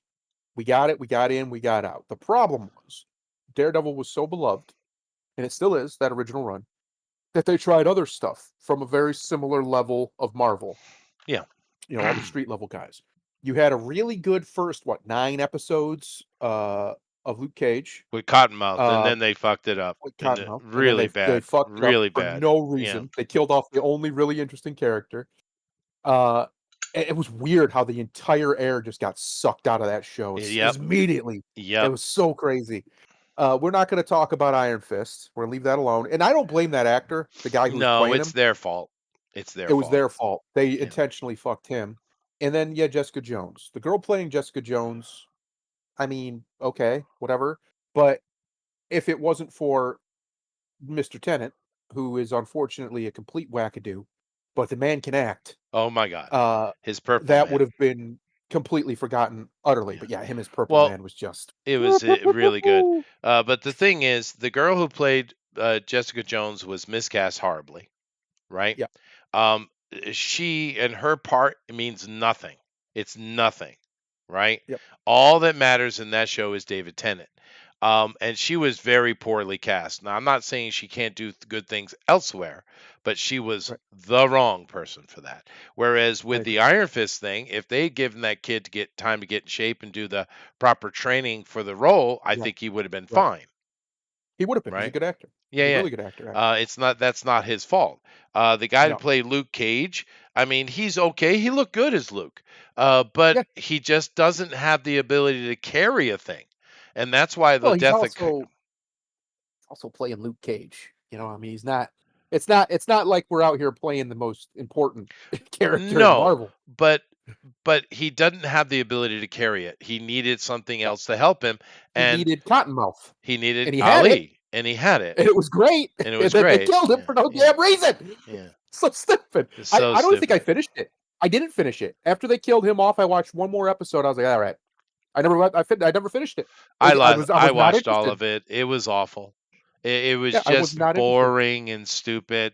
It really Yep. needed that. And then, of course, having the defenders come together, and I don't even think they put Strange in there to do it, which is weird. But Yep. yeah, it was just it wasn't great. And to be fair with Daredevil, it was the best of it. Right. But it was episode 3 that one of the best superhero fight scene, or not even that, just fight scenes in a hallway ever. It's Mhm. just an insanely well done scene, and I do believe it was the guys from the raid who were involved with that. It was one of their I think early you're correct. Hollywood interactions, and it was wow. It just that one scene is worth everything, right? And then of course D'Onofrio. Every Old time he was on Vinny. the scene, just freaking eating it up, dude, eating it up. Now He does Charlie that. Cox, he does. Now Charlie Cox is Daredevil. He was fine. He was fine. But it wasn't like inspirational to me, like D'Onofrio was Right. for Kingpin. Because with D'Onofrio playing Kingpin in the Netflix series, it's the first time I've ever seen Kingpin brought to life. Right. Right? He was Yep. real. And then, of course, when Marvel brings him in, do the Echo thing, which the only reason he's there is just to cuck him. That's the only reason.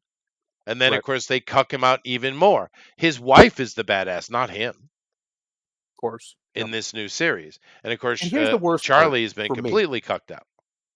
For me, you brought back this version of Daredevil, did all this. Okay, cool, fine, Yeah, whatever. that's true, You Maple have Sheep. you have D'Onofrio playing Kingpin, and by all accounts, like you're right, I haven't seen it, so I don't know. He's great at it. Okay, great, awesome. Kingpin's the shit. Love Kingpin. He's a good character.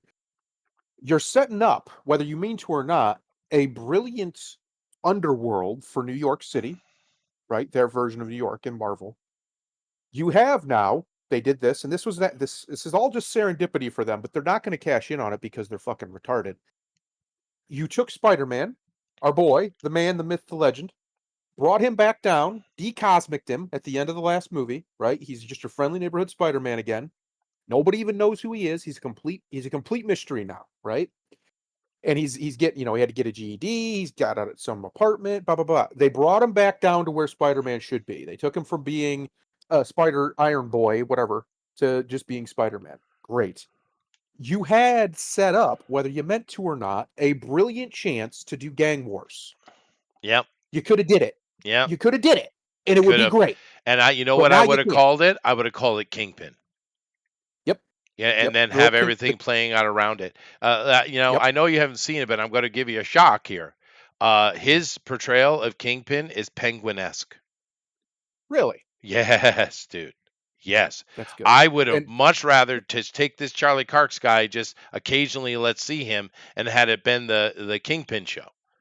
Because interesting. I mean it's that level of amazingness, which is why it's so disappointing to see what they did in Echo, and of course this new season of Daredevil over at the House of the Mouse, because my goodness, that you wasted this talent. Bro, This guy bro, I've was got it. made to do This is Kingpin, what dude. they coulda did. They coulda started it with Gang Wars. You do 2 movies, do a little back-to-back movie, right? With Yep, Spider-Man and all these guys, and you start with the Gang Wars, and you have Kingpin trying to get back to the top, and you could bring in Hammerhead, bring them all in. Bring them all in. We don't need deep backstories for these guys necessarily. Tombstone, all of them. And it's Gang Wars, full on. yep, Daredevil and Spider-Man, and maybe even Punisher to some degree if you wanted to, have to basically you can bring in other people too if you want. Have to team up one way because Spider-Man and Daredevil already met. They met at the end of the one movie or in the last movie actually. Now he doesn't know it, right? They don't remember him, but we can fix that. That's not a problem. My point is they've shared screen time together, right? So you can get back to them knowing each other, at least knowing their personas, and now you're set that all up. And then throughout this gang wars thing, you've seen Kingpin take back his spot as the Kingpin, hence the name. And you take out everybody else one way or the other by hook or by crook. Spider-Man and Daredevil are trying to take Kingpin down. They obviously would have to fail, but in their failure, one of the things that Kingpin would have been shown to be doing is these street level heroes. He's finding out their loved ones. He's building dossiers on them. So yeah. he Which knows is who what they are. Kingpin would did do, right? Yes, he knows who they are for real. The problem is Spider-Man doesn't have one. After the last movie, everybody who knows him, all record of Peter Parker was wiped away. He doesn't exist. The only thing that exists, at least in connection to everybody else, is Spider-Man.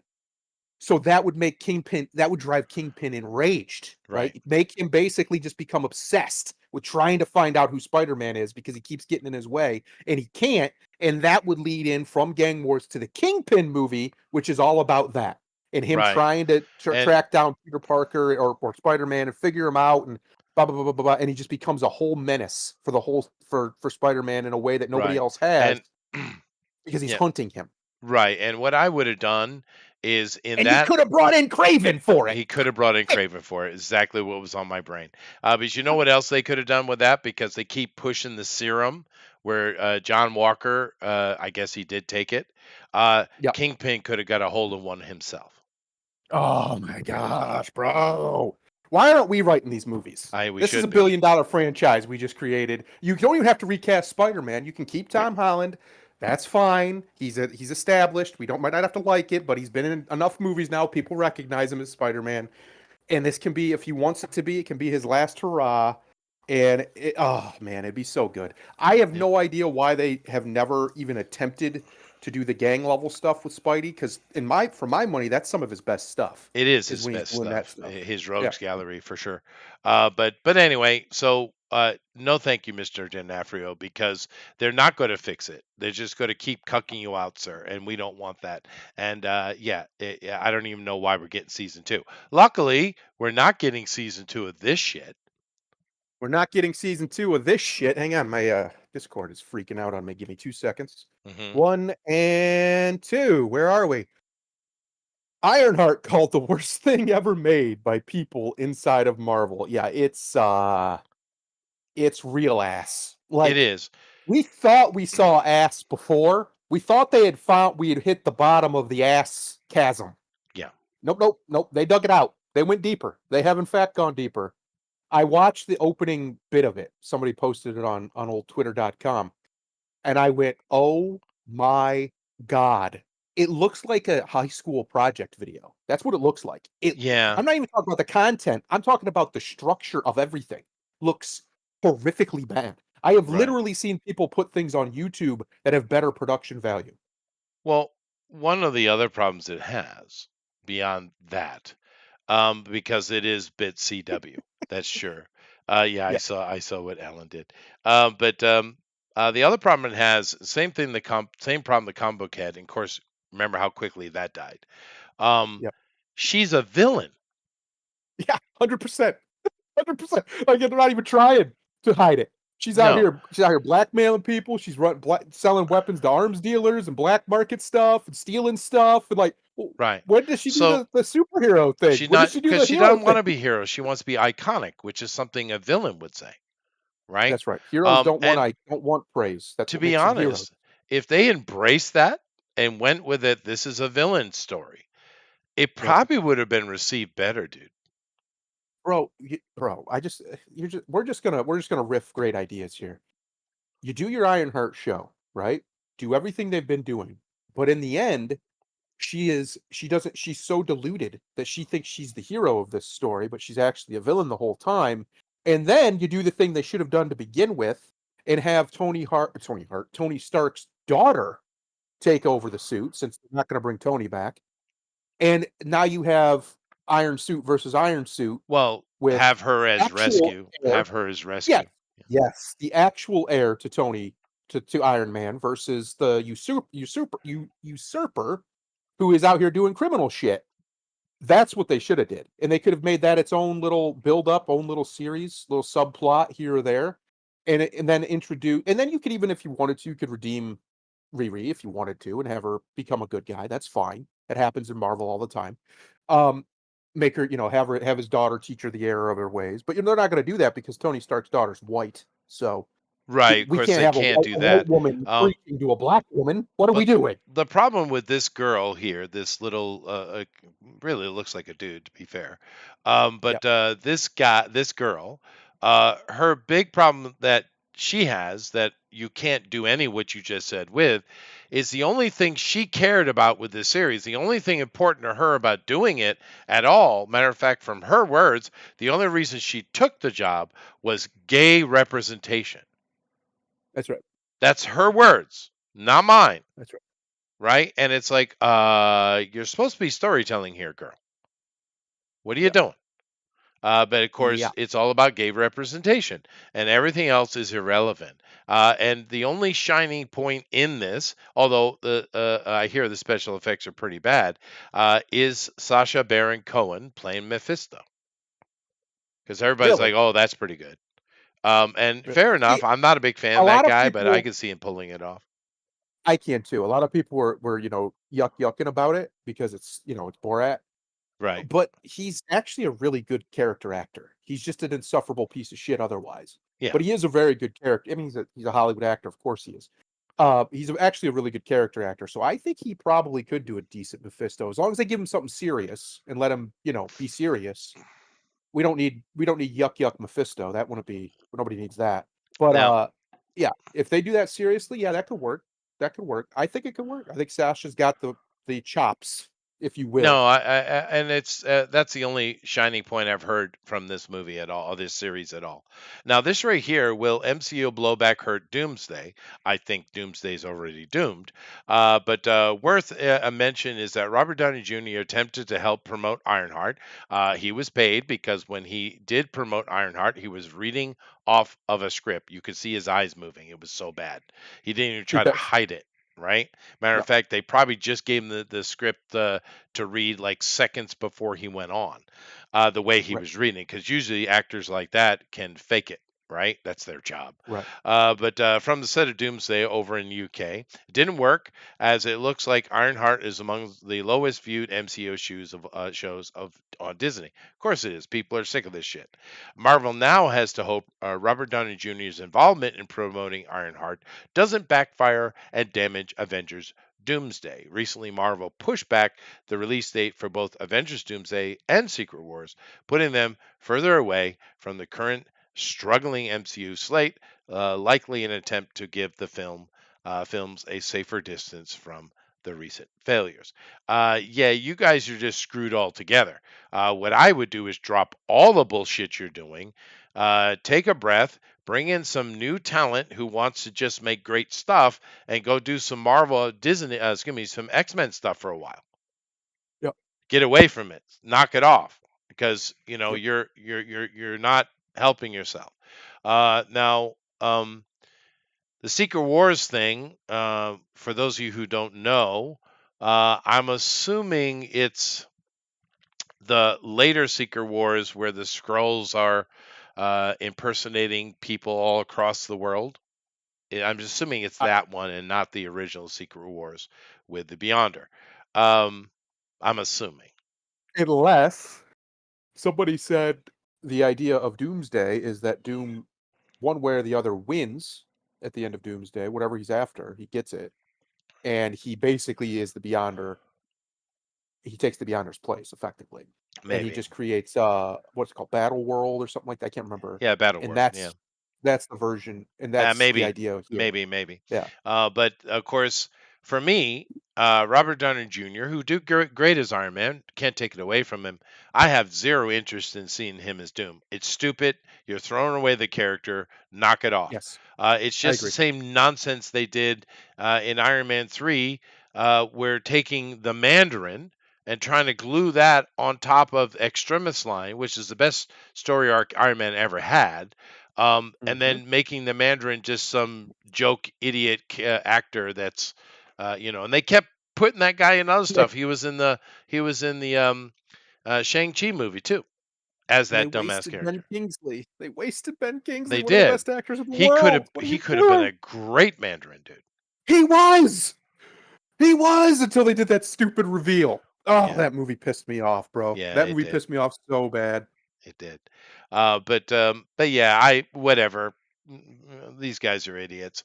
But Ironheart luckily is dead enough in the water that season 2 has been canceled. So, they listened to that, but somehow they didn't listen to this. Idiots. This right here, Idiotas. this right here, I'm not sure. Idiotas. Hang on, I'm in my kitchen. I had to get a beverage. A beverage. No problem. Ah, come on. Come on, computer. Stop being dumb. Transformers G.I. Joe animated universe rumored from Walking Dead and Invincible creator from Mr. Kirkman. Yes, Robert Kirkman. Uh, Now, I don't know what I'm supposed to think about this. I don't usually connect the two in my head. However, if we look at the Transformers movie, as convoluted as they always have these military guys in there as the human element, right? right.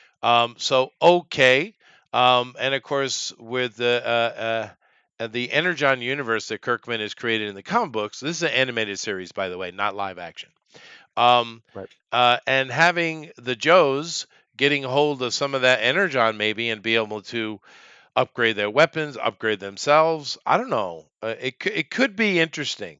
I don't know what I'm supposed to think of it. I know Kirkman is very popular. His Invincible and this Yes. this the inspiration for this Transformers GI Joe crossover animated series is the success of his Invincible animated series. So people are kind of positive about this, and I'm not going to boo-hoo it, but I don't know. It's just kind of weird to me, dude. I, I don't know. What do you think? You don't see the crossover. You don't see the potential for No, I don't. having Snake Eyes riding in on our boy Optimus. That could No, be I, cool. I I watched both shows when I was a kid, and I liked them independently. Mhm. But and I always kind of wish that the GI Joes were a little more hard, a little more R-rated. Yeah. That I think they should do more of that. But having them together, I don't know. I guess it'll just depend on what they do. So obviously, at some point, because I could see you doing something where if you're bringing together two parallel worlds or something. Cobra. It would have to be Cobra. Cobra, either the commander or one of them, has done some fuck shit and basically brought Megatron or one of the Decepticons to their world. Because it doesn't make sense going the other way. That doesn't make any sense. They would be completely ineffectual against, hundreds of whatever, right? Transformers. So you would need only a few of them at first, to somehow bridge them across, and then go from there. Right, It could be kind of interesting to see the Cobra guys interacting with Megatron because Megatron is a lot of things, but he ain't no bitch. he ain't gonna be taking nobody's orders. So that could be very interesting to see. That might be interesting. Optimus and the other guy, I'm assuming they would do it with Optimus. I mean, why wouldn't they? The other guys from the GI Joes, like it depends on who is leading the GI Joes at this time too, because they change that around sometimes. If it's Duke or the other guy who I can't remember, it should be Duke, and it could be interesting. It could be. They have very similar themes. The Autobots are basically just your soldiers, your good guy soldiers, good guy warriors, and obviously that's what the GI Joes are supposed to be too. Right. Um, so they do have very similar themes. It's just there's a power imbalance here. The Right. the Transformers That's are my brain. far more powerful Right. creatures than these humans are. Um, we'll see. It could be really cool because I mean, somebody over here in the I think it was Maple Chic, even said, where was it? The military guys in the original Yeah, the Transformers military were the guys in the yeah, original were much more GI Joes than any of the GI Joe movies, and I actually agree with I that. agree. So as Yeah. if they go with that, where they're the on the ground, boots on the ground, like support to the Transformers, that could work, right? That could work fine. Well, we see it in the It just movies, depends. so we've kind of Yeah, already seen it. And of yeah, course, with GI Joe comes Cobra, so yes. you have that as well. But let me kind of catch up on some of the stuff here. Alan says, "What next? Cho Hulk? I'm sure.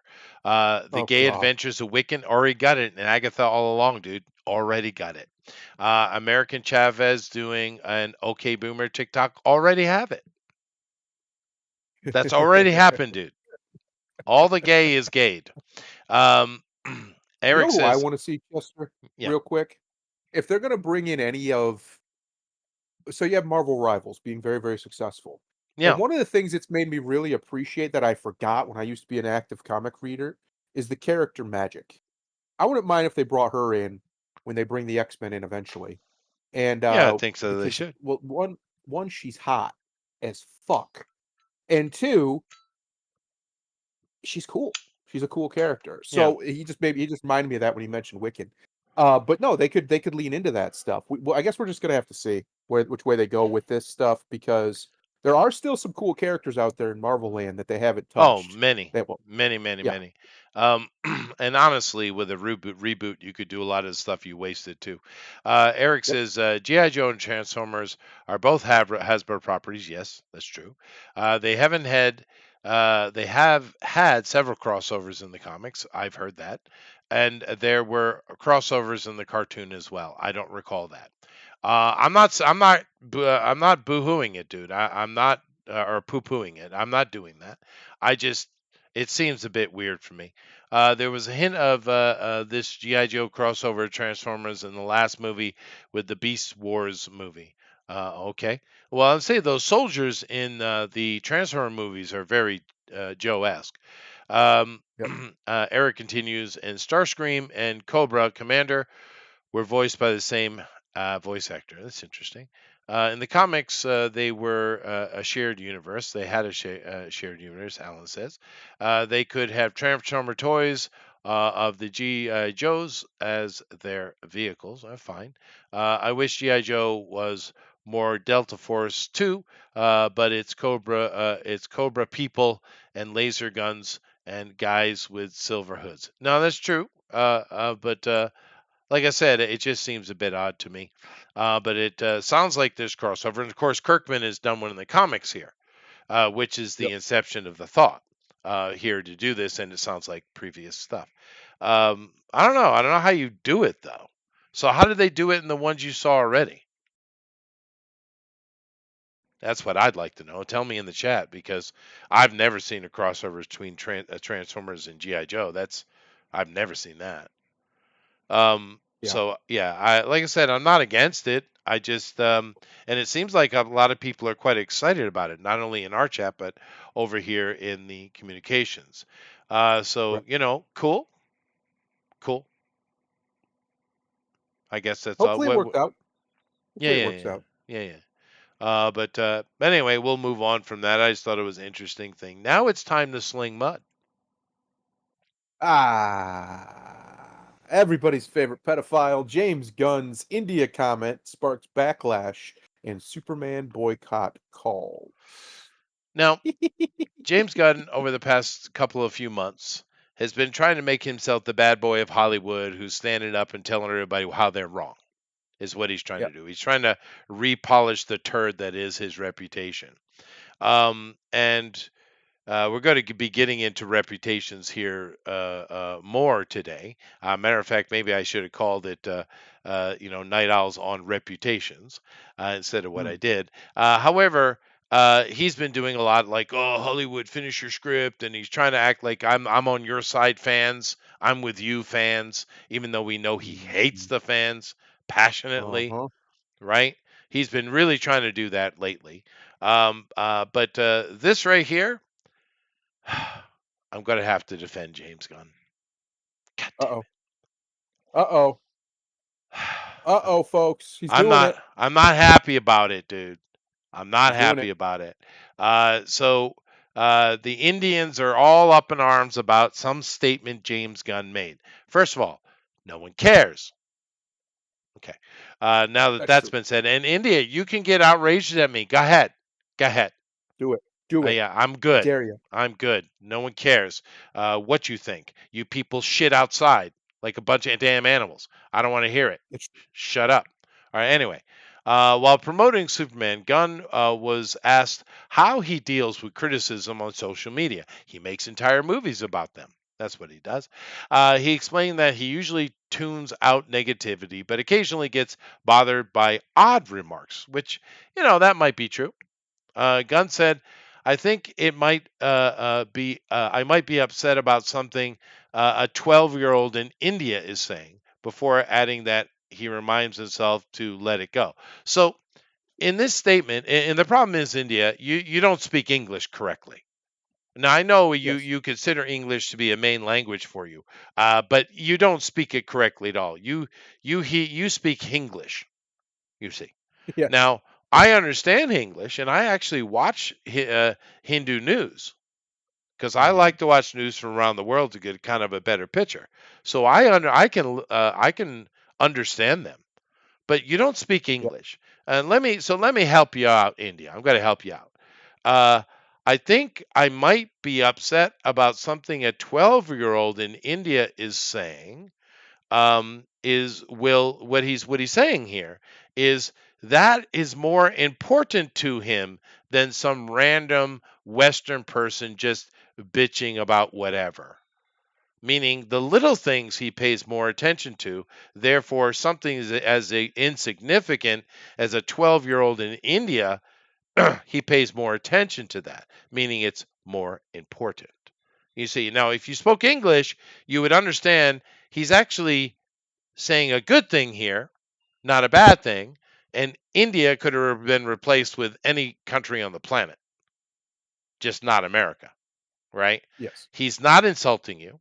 He's not, you are not important to the statement. He's simply saying that little things can bother him more because they cut deeper because they're more important. Like Mm. from a 12-year-old in India, that would be painful to him if that kid was saying bad things about him. Because you don't speak English proper, you misunderstood this, and now you're all in a tizzy. Oh my goodness. Are they in a tizzy, dude? Would you like to see the tizzy? Go ahead, Let's read see it. the tizzy. Let's see the tizzy, folks.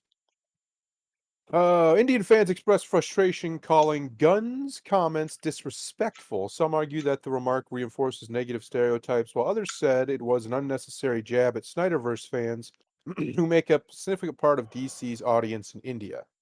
As pointed out by Financial Express, one person wrote, "People from India who are defending James Gunn, this is hi Rosebud. This is casual racism. What he did was wrong. He should apologize or we're boycotting Superman and the DCU altogether." Good. Others defended Gunn, saying he was making a broader point about ignoring online hate and that Yeah. India was mentioned because Snyder fans are vocal in the region.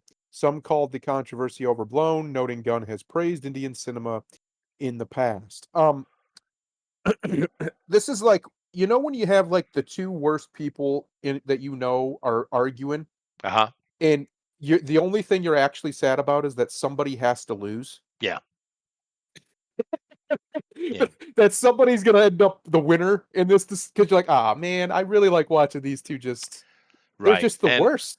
look, They're just the worst. they are, and look how deep they're pulling at it here by saying, Yeah, by trying to connect the. I guess there's a lot of Snyder film fans, Superman films in India, I guess. Okay, yeah, and they're desperately trying to make a connection to it. I don't think that has anything to do with it. Look at the no, offhanded way he said it, right? right, I mean, let's take a look again at what he said. And like I said, I don't like this fucker. He right, explained that he usually tunes out negativity, but occasionally gets bothered by odd remarks. Gunn said, "I think I might be upset. I might be upset about something a 12-year-old said in India. In India, is saying before I, let it go." So he's not. I don't even think India was important. I think it was just in his head. right.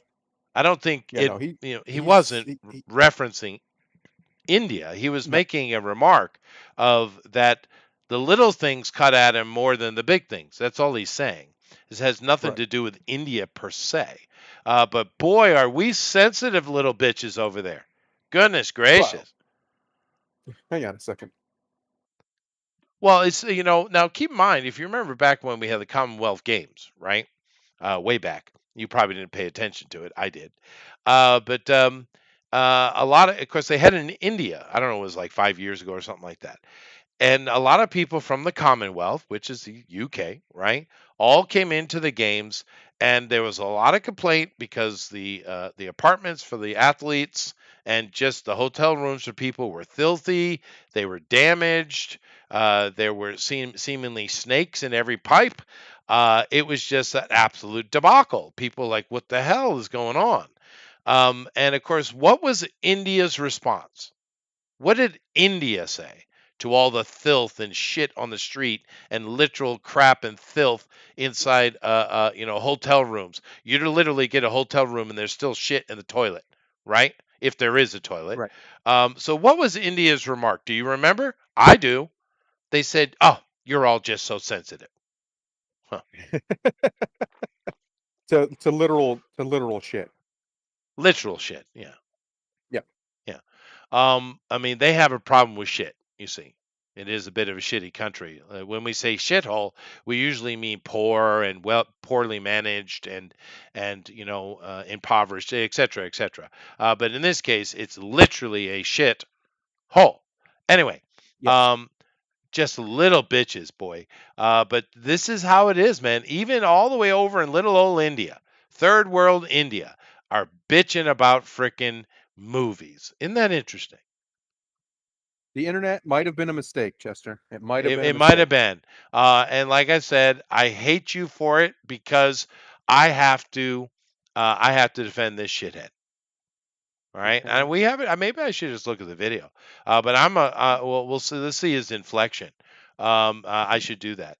But and now keep in mind we got comments here from the Hindustan Times.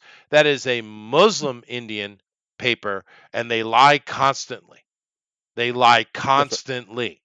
The Hindustan Times. If you see them on YouTube, do not watch it. Times Now is an Indian one that's a little bit more reputable, but Hindustan is just pure propaganda anyway. Let me go watch it. Let me watch it. I just thought it was so relatable when he was saying, I don't go online, but clearly he actually gets affected by some of the comments from time to time. That's right. And obviously, you're active online. We've seen what you've had to deal with. That's right. Couple What, little a things. couple little things here and there. Was any of that infusing in here cathartic for you, or why did you want to incorporate Superman's responses that he has towards online criticism? Well, obviously, I relate. I mean, obviously, I relate to that. You I do project, sir. tune out most of social media, but every once in a while there'll be somebody who will say something. It's always the weirdest stuff. It's never what you expect. Mm-hmm. Some weird thing. I go, God, that guy, I'm gonna, and then I go, I think I might be getting upset about something a 12-year-old in India is saying. You know what I mean? I'm like, let it go. But I think that was really about the whole scene. In fact, is about focusing on the personal human side of Clark and being able to see who he is in Yeah. an interior way. And he is one of the world's best guys. He's so kind. He's always looking out for people in need, but he's Hmm. not perfect. He's flawed. No, that's where you're wrong. Nope. But Correct. he's not flawed. That's the point, James. But Mhm. that's the whole point of Superman, you dumbass. But all right, we just saw how he said it in context. It's a little different than I was thinking, but it's still exactly what I was thinking. He wasn't Yeah. thinking about India at all, wasn't insulting India. It had nothing to do with India. He was just saying that, hey, don't pay attention to online hate shit. I mean, it might be just some troll somewhere is all he was saying. Right. The internet Um, is a global marketplace. You could be getting trolled by somebody who lives wherever the shit. It has nothing to do with India specifically. no, no. So them getting all bent out of shape, and boy, and I'm telling you, there are other articles on this. The Indians are bent straight up out of shape, and it's like they're threatening boycott. This isn't coming from one or two people. There's like a whole banter in India about James Gunn and how much they hate him, and which is sad because it looks like he actually has done some interactions with India and he seems to like it. But Yeah. there you go. It happened. I defended James The Gunn.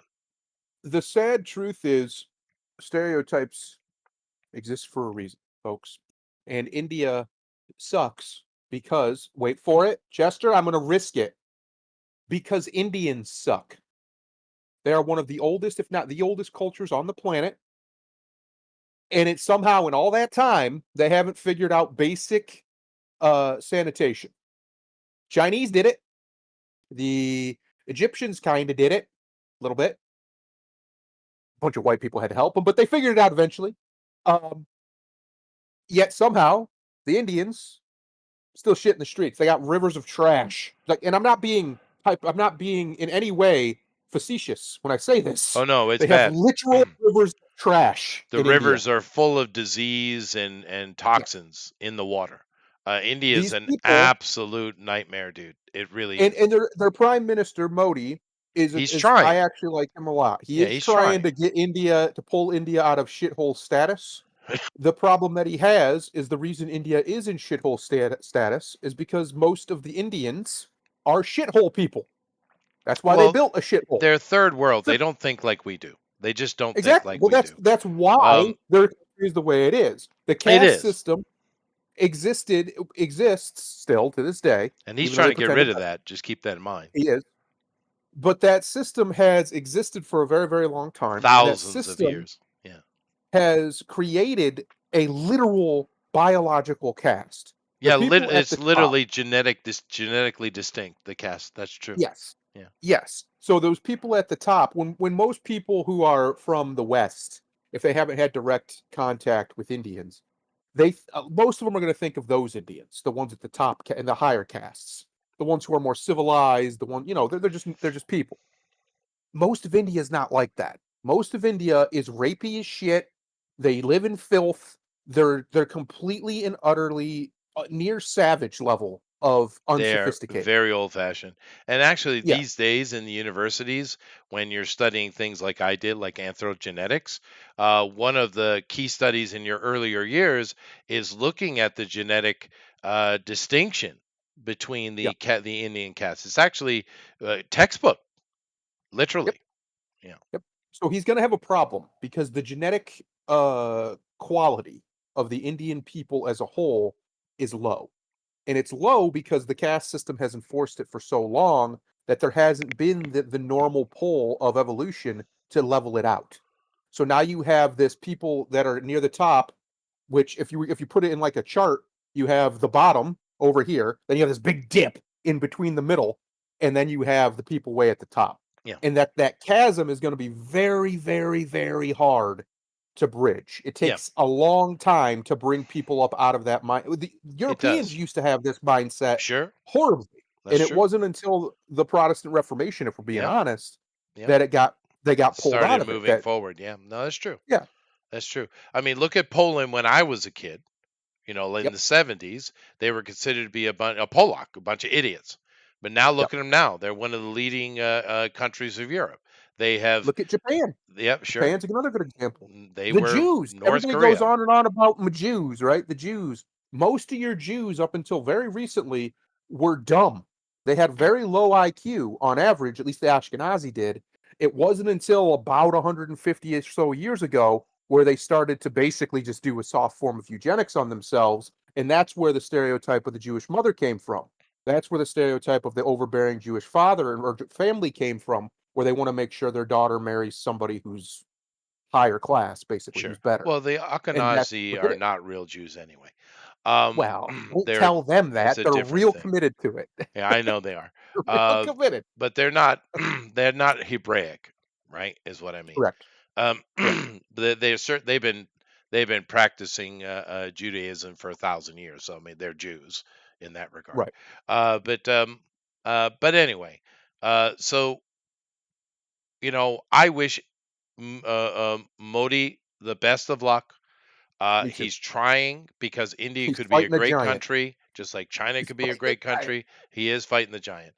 Maple Yeah. Sheik says we're having a shit problem in Canada as well now, Yep. but of course you guys literally Brought a doubled your bunch of Indians. population with foreigners, so that's not going to work out well for you. And of Yep. course, as far as India comes into the conversation, you brought in Sikhs. I don't know Yep. why Canada decided the Sikhs, the militant Sikhs, are the ones that Yes. we're going to bring in. Uh, The craziest motherfuckers on the planet. I don't and know. I don't know why they brought and they those are a ones in, but they problem. did. They are a problem. So it is weird. There's videos of them shitting on the beaches and at gas stations by gas pumps. Our great donut shops, Tim Hortons. Yeah, I hear that's pretty good. Is now a Sing Hortons. Yeah. Sing Hortons. Yeah, oh, I get it. Sing, get it. Um, but yeah, no, you have this problem a lot. India, like I said, I try to be positive because I love what Modi is doing. I Yep. do love his vision for India, but they are a problem. Like for Yeah. instance, the tourism into Thailand, because Thailand is a tourist country. Let's be honest, that's what it Yep. is. It's a tourist country, and I enjoyed it myself 30 years ago. I had a great time there. Me and my wife, it was Mhm. our honeymoon there. But the tourism has dropped off. I mean, almost catastrophically in Yep. Thailand. And the reason why is because so many Indians are just flooding in there for vacation and they have zero respect for the Thai at all. Zero. They shit Yep. everywhere. They make garbage. They start fights. They steal. It's just outrageous. And of course, the Thai are mega chill people. You've never been there, you wouldn't know it.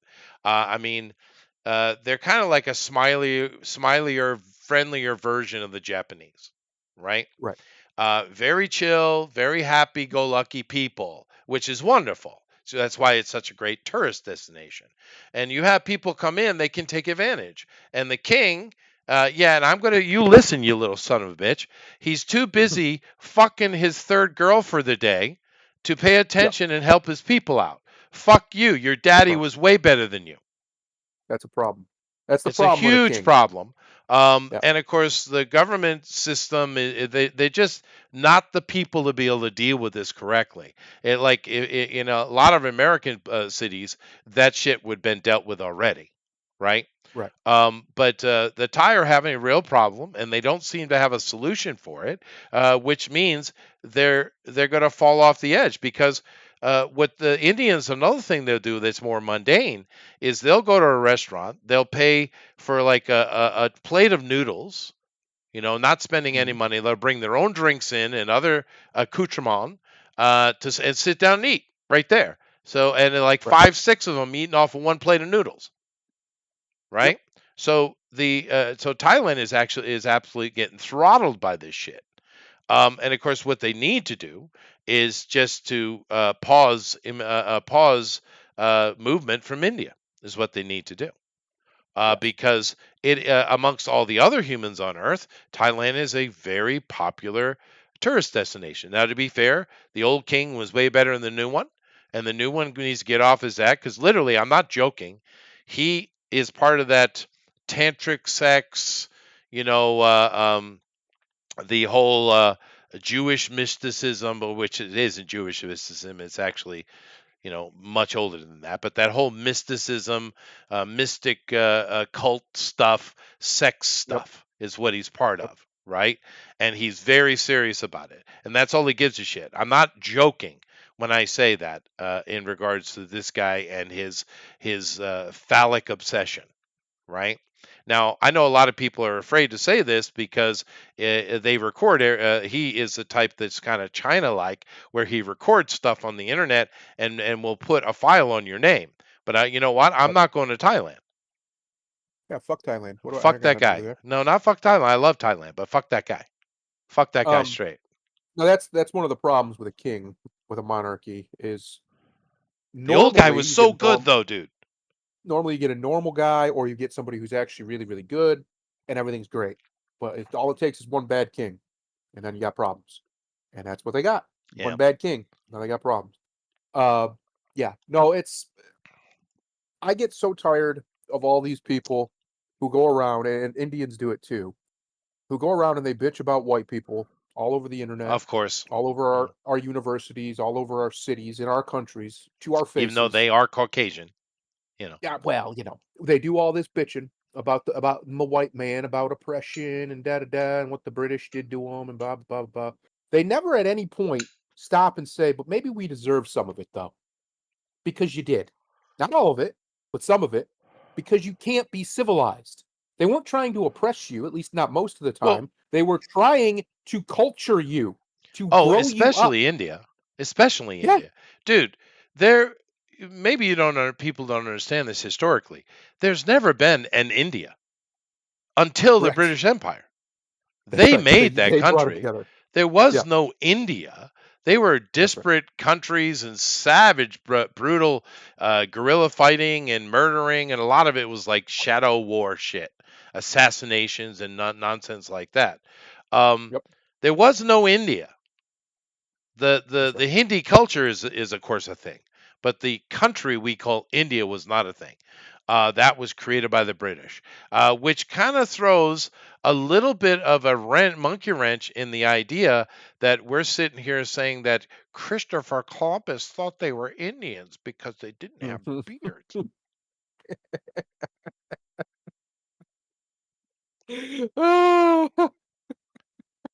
I wasn't expecting that curveball, but you're right.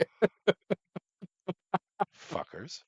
No, Anyway, it's stereotypes exist for a reason, guys, good and bad, yeah. and more often than not, it's because they're true, or at least they're true enough. The reason why a lot of people look down on Indians is because you shit in the street. That's why. That's it. And then you also have the audacity to be entitled little pricks about everything. They are haughty, dude. Everything. They are It's haughty. unbelievable. You would Yeah. think you guys had went to the moon first. Nope, didn't do that. You'd think you guys invented anything in the last 150. Nope, didn't do Yeah. that. Well, You have no right to your arrogance. None. no. And None. the funny thing is, a lot of people will say Americans are arrogant, and we are. But Yeah. our arrogance is in our ignorance. You see, Yes. Yes. because Americans just don't go anywhere, and they don't know anything outside of America. Therefore, they do carry a lot of ignorance, which is can be portrayed, and in a way is arrogance. But That's Americans are not haughty. no. We're not No, that. we're That's very, not. Matter very of fact, we're quite kind. the opposite of haughty. Yes. And which is why we've never liked the French, I don't like the French, Chester. because Don't they're don't get me haughty. started. Don't get me started on them fuckers. Yeah. They're just fuckers. A lot of them. Which Never is met a why we French guy I like the like. Japanese, because they're the You do. opposite of haughty. They're very they're there's a what's the word I'm looking for? Not kind, not even compassionate. I guess mannerly. They're mannerly people. That's a good word for it. Mannerly. What I mean by that is they have manners, right? They have that level, that basic level of respect, I guess you would call it. Uh, that makes them Americans? no, the Japanese. It makes them, Oh and well, they got Americans too, but the lot of Japanese, etiquette. Yeah. uh, that's that etiquette. There you go. But their etiquette is I don't like using that's a French word, so we'll use manners. Okay, fine. Their manners is sincere. The French, they don't do anything that's sincere. They're the most sarcastic pieces of shit in the world. That's why we don't Yeah, like but them. they We can't they trust love them. it though because you get mad about it and they think it's hilarious. That's the Of French. course they do. Yeah. Yeah, they're pricks. They're like your little brother who's just annoying, Yeah, and yeah, he yeah. knows he's annoying you, That's a good thing. and he's just gonna keep doing it, and you just want to but mom But won't let you. You just I, want to beat him. I'd take them any day over a flock of Indians though. Yes, yeah. At least they don't shit in the street. They don't shit in the And street. and Yeah. Booster, you can shut the hell up because you're from New Zealand and no one ever says anything bad about you ever. Shut up. That's that's true. That's true. New Zealand is pretty great. Yeah, New everyone Zealand's so respects it. cool. New Zealand's so cool. They all do that gay little dance, and everybody just goes along with it. Like, Yeah, yeah, yeah. all right, cool. Yeah. Yeah, no one ever says anything bad about New Zealand ever. Australia gets all the flack, all of it. They do. All the smoke They do. goes to Australia. But to be fair, they kind of deserve it. They're a bit wackadoodle. But the Yep. problem Australia has, and I think New Zealand has the same problem, but everyone has a positive image in New Zealand, right? Yep. But Australia and them, I think, are very similar because they have nothing to offer. And this is probably one of the main reasons I think Trump is trolling him. But keep in mind to this very day, Trump is still not taking a phone call from Albanese, right? And I hope he never. I hope his entire 4 years he doesn't take phone call for that guy. That would be a Just pretend he hilarious doesn't troll. exist. Yeah, just that would be a troll. But the problem Australia has, other than their nasty politicians say nasty shit about Trump and America in general, as Australia always does. Always. They're like Canadians. They're always soft downgrading and insulting America, right? Mhm. But the legitimate problem Australia has, they just don't have anything to offer us. They just don't. Their main stuff they do is like gasoline, steel, coal, things like that. We don't need any of that. We got all that. Well, I mean, the truth of the matter is, if America would stop being retarded, but nobody does. We got it all. We have one of the richest Well, continents in there and that's what is. we're seeing happen is like, well, we already have this. We don't really need to make deals with you. If you want to make a deal, we're gonna benefit from it because of our market. I get what he's doing That's right. with the tariffs, 100%. But the interesting thing with New Zealand and Australia is because I think they're both in the same boat, but everyone has this weird kind of somewhat negative opinion of Australia, but everyone loves New Zealand. Why is that, I wonder? I'm going to give that to Peter Jackson. Yeah, but it He was made true He made before Lord of the that Rings. though. That was true back in the But 80s and I know, but 70s. I think for most of the people nowadays, that's a big part of it. That's where Lord of the Rings was made. I think some Yeah, people maybe. actually think it might actually be Middle Earth. I'm not really sure. People are real dumb. Uh, but I think that's a big part of it. Like culturally, it's.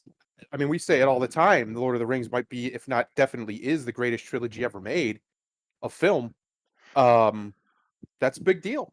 The fact that it was all made there and made very quickly for what it is actually very impressive. Plus, I mean, New Zealanders are chill, right? They're every New Zealander, including Booster that I know, they're chill people. They're not, they're not troublemakers of any kind.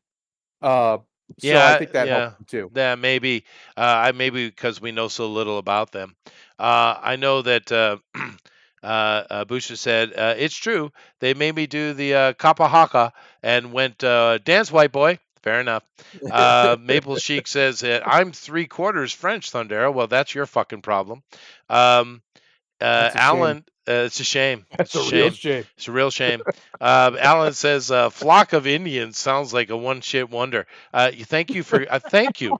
I appreciate you, Alan, for catching my very obscure '80s joke. I appreciate you. Yeah, that was One the shit joke. Thank wonder. you. Well, a flock of That gets seagulls, claps. flock of That gets Indians, claps. shit. Seagulls shit everywhere. Thank you, Alan. Booster, because Kiwis are like chur brew, whatever that is, and Sure, bro. Aussies, chur bra. I don't know what that means. And Aussies are like nah, cunt. Yeah, that's fair. Yeah. They are a bit See, wild. A lot of they're people negative. compare. They It's are. not A good. lot of people compare Yeah. the Australians to Florida men. So. Yeah. In fairness to them, they are literally a continent of savages that just happened to somehow. Literally, yeah. But it is interesting dichotomy. But of course, Maple Sheep. I'm just joking around. We are. No, we don't really truly hate the French. I mean, I They do, well, but French Canadians get a pass because they're still Canadian enough.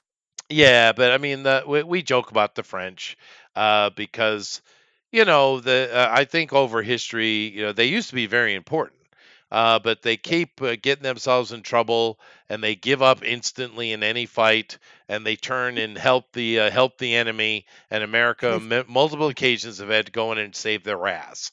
I think and they that's where keep the fucking with the Germans, anonymity comes from. and the Germans kick the shit out of them every time, and then they get all, "Ooh, it's not fair. You started it.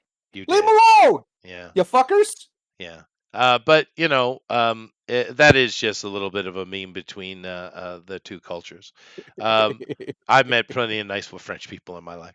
Fucking And of French. course, if you go back like 100 plus years ago, the French influence in America was very strong, Yes. very, very Well, it was strong. mostly it was a French and German and English was our groups. Yeah. A lot of our There food, was a point fashion. where German, I don't know, you probably know this, of course, Jessica, but a lot of people probably don't.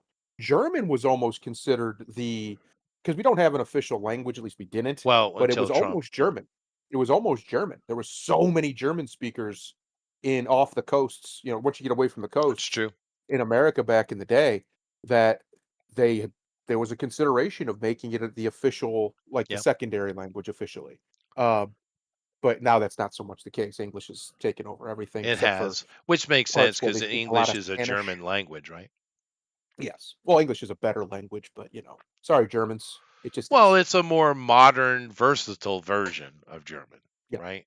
And of course, there's a lot of French in English as well, especially courtly, more sophisticated words are in French. But of course, back in the 19th century, you go in any restaurant in America, the menu was in French, right? Yep. The fashion standard was French. Yep. America used to be highly French, and it's a little bit baffling to historians how that flipped so quickly because we Well, because went from the they, average American speaking at least some French to speaking none. I would venture to guess a lot of it was World War II, Might have and been. a great disdain was grown. Disdain's the wrong word. A disrespect was Well, grown in because the of average their American actions, yeah, for, that's true. yeah, because the way they behaved in World War II. Yeah. They were just utter cowards. And I'll give them one little out here. I get why they were, because World War One was so fucking brutal, and it was in France, a lot of it. Oh So yeah. I understand why they had such a strong distaste for fighting, but then at the same time, you motherfuckers started it.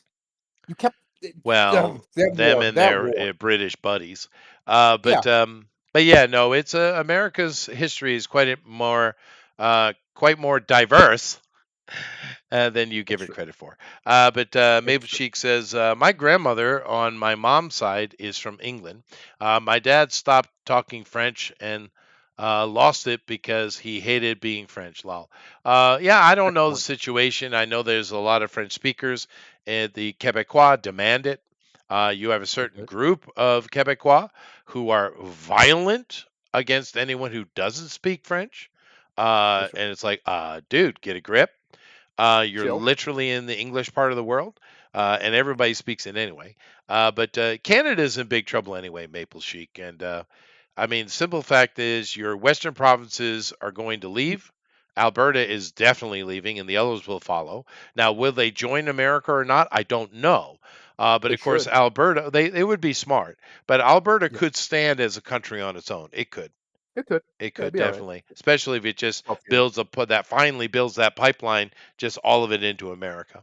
But Yep. whatever happens, they're not going to be giving monies to Canada, and even if they're able to cease this separation talk that's going on in the western part of Canada, there's going to have to be a change because right now the Concessions. the taxing system is a problem because Alberta Yes. makes 60% of the entire GDP of Canada, right? Yep. And what they do is they tax them and they take that money and give it to the poorer provinces. And it's completely, and they, of course, Alberta gets nothing. And Right. this has been pissing them off for decades. So even if secession doesn't take place, you're going to have to make some concessions to Alberta. And I Yes. don't know that the Canadians government in Ottawa is capable of such things, dude. I just think they're way too broken. They're way too stuck in their ideology because that's all they care about. Mhm. So Canada's in real serious trouble, dude. It's way worse than people are talking about. It's way worse. Oh, yeah, absolutely it is. Yeah. The reality is both Canada and Mexico are so well insulated from most of their own stupid decisions because they're our neighbor. Yeah, but If there was Mexico's not even a country, dude. if they well, exactly. That's what insulates them from their stupid decisions. They don't have to face the consequences of them very much. Um, if they had just about anyone else as a neighbor, especially with the power level that America has in comparison, they wouldn't exist. Let's just call it No, what it is. They you're just wouldn't right. exist. But the difference is this, though. Sure, Canada relies on America 100%, 90% anyway. Yep. But Canada, in and of itself, is an actual country. Yeah, of They course can it is. actually respond to things. Mexico is run by cartels. It's like Pakistan. It isn't a real country, dude. It's just an area Oh, which that calls means itself something. it's run by the deep state, if we're gonna let's be Maybe honest. that It has been argument's been for going decades. on throughout all of and South America. Yes. But I'm just saying there is a difference though, because Canada is legitimately a country though. No, yeah, absolutely. Yeah. Um, I think going back to Alberta, I think if they do break away, which they should, because I like you I said, they're think it being looks heavily inevitable. taxed Yeah. for no reason. They get nothing out of Well, this no, they arrangement because the anymore. rest of them need to live off of the money they make. That's why it's done. I get it. You know. But if they do, the absolute brilliant play by them and by Trump, if it's with while he's still president, which it probably will be, is to bring them into the union as the 51st state, just whole cloth. Don't break them up, none of it. If they want to come in just as they are, let them come in as they are. Yeah. Uh, we need to honestly, the truth of the matter is, I said this a few months ago, but it's true. America's an empire. It's the most powerful empire on the planet currently, maybe ever. The truth of the matter is, when you are at the level that America's at, you have two options. You either shrink or you grow. There's no middle ground. There is no stagnation. There is no because if you're stagnant, you're dying. So the only thing that we should be focusing on if we want to keep our status and keep things the way they are, which personally I don't, but let's say we all did. We need territory. We need to expand materially, politically, actually, not just this weird post World War II sphere of influence Cold War shit Emotionally. that we've been doing. Yeah. Physically, we need Yeah. more territory. We need to take it. And the only way that's going to happen without war is if some of our neighbors start joining up. And if Alberta decides they do want to leave, which does look like they're gonna, Trump needs to make the offer. He needs to make it as Yeah. big as he can and just bring them in. Many of the states were brought in that way.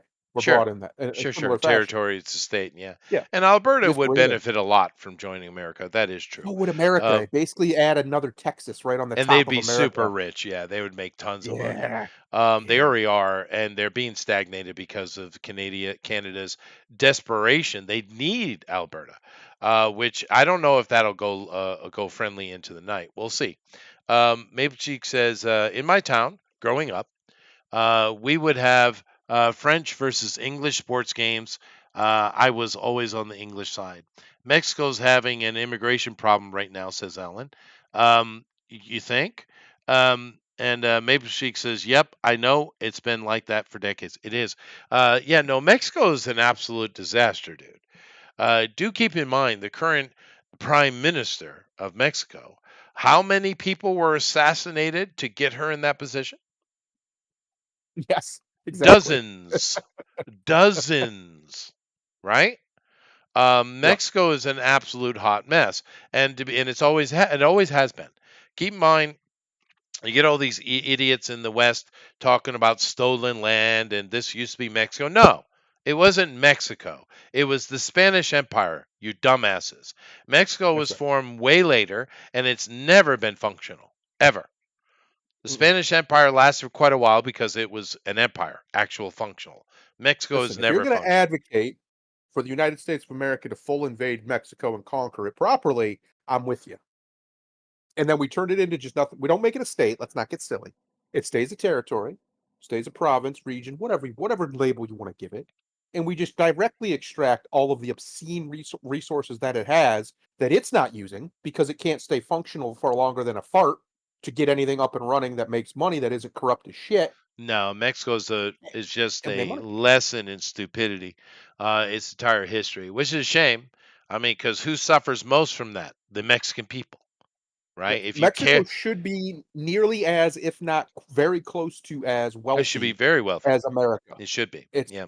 every Um, advantage America has, they have as well. yeah. Every single one. But I do love how they're always going on about Americans and racism and all that nonsense. And it's like, dude, you should focus your energy at home because that's where that shit's going on, Yes. right? But whatever, we'll see what happens with Canada. But the situation in Canada is way, way, way worse than even the media is presenting it as. It's bad. It's a very It's bad not good. situation. No bueno. We're seeing complete financial collapse up there, and it's only been 5 months, dude. Didn't I take mean, long, did it? no, and Didn't take because they're long. so vulnerable, they're so Right. vulnerable, and this concept that Trump has been saying to the world, America first. But if you listen to the other words that come after that, he's telling you your country should be first to you as well. Right. He's not saying America first, bow down to the great king Trump. He's saying no, we should all be focusing on ourselves right now, is what he's Yes. telling you. He's not saying that America is king and we're going to demand this or that. He's like, no, we need to internalize for a while because we've allowed shit just to go too far. And that's the truth. Right. Immigration, infrastructure, industry, we have let it go too far. And we need Yes. to look inward, and we need to fix it up because we can't help the world until we can help ourselves. And he is correct. You are correct, sir. Yeah, no. I know. And I think we're gonna see a shift towards that, which terrifies the enemy more than Sure. anything. Because But at the heart, the enemy is completely and utterly globalist. That's what they are. They want to but rule the world. take a look at the deal he made with Vietnam, right? The Mhm. deal with Vietnam is like, all right, well, we're going to give you this standard 20% tariff coming into America because, hey, that's our market. It is the money making market of the planet. No one can argue that. And we're going to give you an opportunity to come in there and make money, but we're going to make sure that you're not undercutting everything. That's what the Right. tariffs are for, right?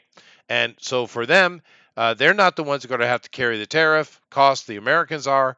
But what it's doing is saying you can't come in with something for $1 when the American companies can only make it for 5, right? Right. That's what's happening. And Vietnam's made a great deal. They're going to be able to sell everything they want into America. And keep in mind, they're on the up and coming, Vietnam. Mhm. And of Mhm. course, it also opens their market for American goods to come into Vietnam, which was not a thing before. So Vietnam is Right. already on the up. They're going to be more on the up. And that's the deal that Trump is offering because a lot of people are getting prideful in that regards. But what Trump is doing is saying, hey, I'm not going to come over there and mess with you. Matter of fact, I really don't like doing that. What I'm going to say is the American market is where all the money is. It's been this way forever. You all know this. Therefore, you have to pay to play. That's what we're Right. saying. And we're going to make sure that you aren't undercutting our American manufacturers and industrialists. That's what he's doing. And that's a good thing because, really, in the end, if everything was free marketing like it should be, what would happen is various countries would specialize in things to feed that American market and make profit, right? Lots of Um, profit. They'd be lots of making profit, money. right?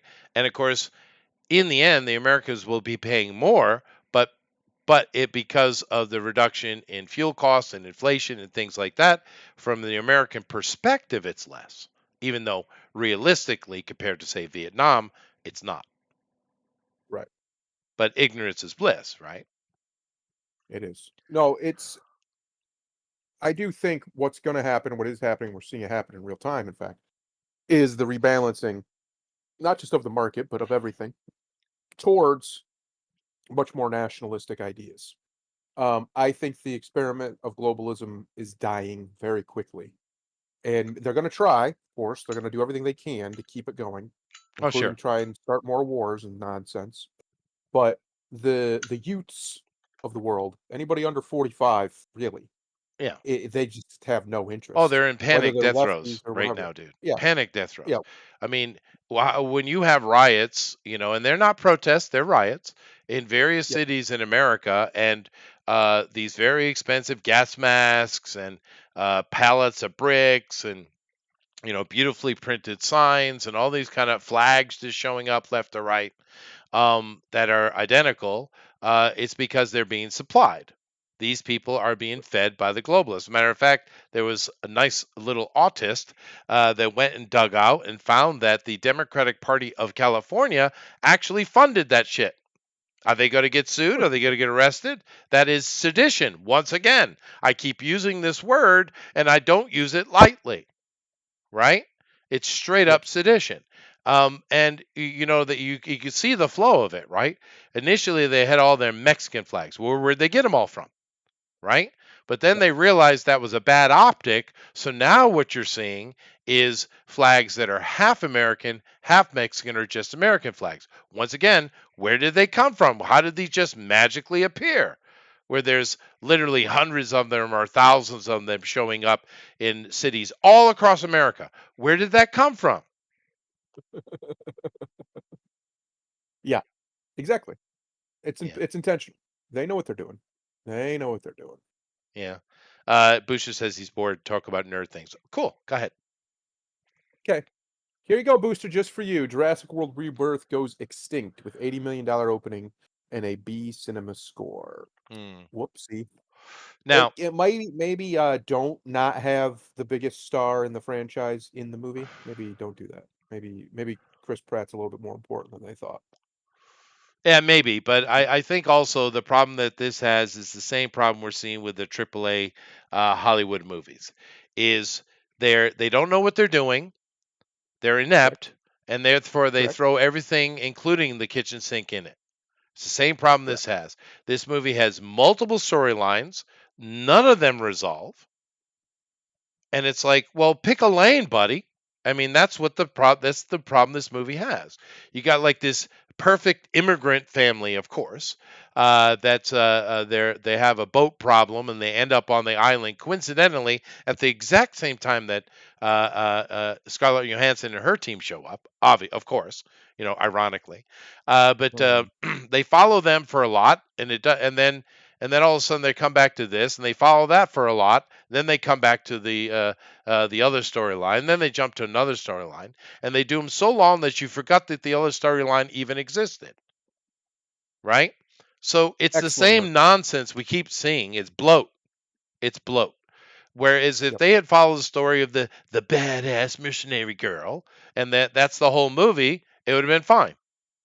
Or the immigrant family, it would have been fine. But of course they can't because they have to throw in all these little side tangents and little stories and just bloat the hell out of it so no one gives a shit about anything. It's the same problem they have over and over. And this movie has the extra problem of the coincidence, and Uh-oh. there's a lot of them. So Coinky dinks. so Can't have too many of those or the movie falls apart, guys. You should know this by now. you would think they would know the formula. But and so therefore, it's not any one person's fault per se. Scarlett is, from what I understand, fine. The problem with Scarlett is she doesn't have that je ne sais quoi to carry a film on her own. She just doesn't. Never has. She's great in the as a side character. She's really good at it, I think. But she Yep. just can't carry a film herself, which is probably why they decided to throw in the other storylines. But now you're just convoluting everything. So it's the same old nonsense we've been seeing for a decade out of Hollywood. They can't get out of their own damn way because this story isn't particularly woke. Although you get the badass female thing, which we're kind of done with, and you have the perfect immigrant family, of course, That's a little bit political. But other than that, it's just bloated and convoluted, dude. Yeah. And that's a shame.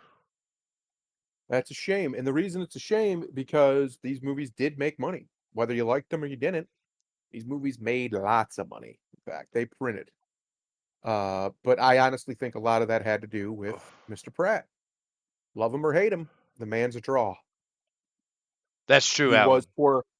for a very long time, Chris Pratt, I don't know if he still is, because I really don't know what he's been up to be honest with you, was the biggest draw in Hollywood for a very long time. He was the most successful actor going because he was at the front of the Jurassic World franchise and he was also in the Guardians movies and what have you.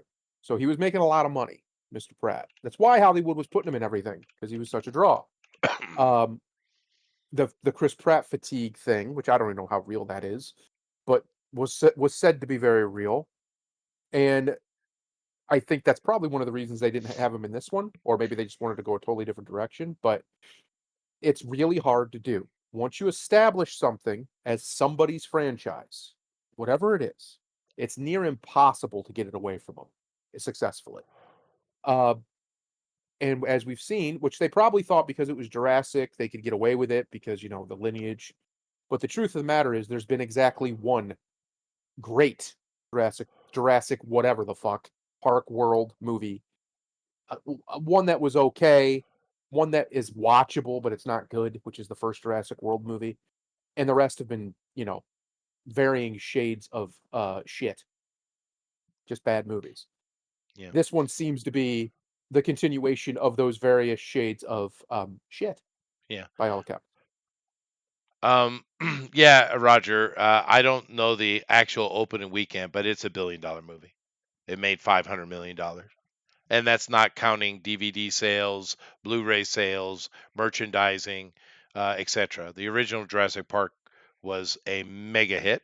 It was an event movie, and I remember it because I was part of the event when it happened. And that's a thing that kind of pisses a lot of people off about the Force Awakens, because that was an event movie. Everyone was so hyped and excited about it, and then we were all like, what just happened?" Yep. Right? Is such an event movie. Jurassic Park was an event movie too. So I don't have that number in front of me, what the opening weekend was, but I know it was pretty big. It's a smash hit, smash hit. And keep in mind that's more than 30 years ago, right?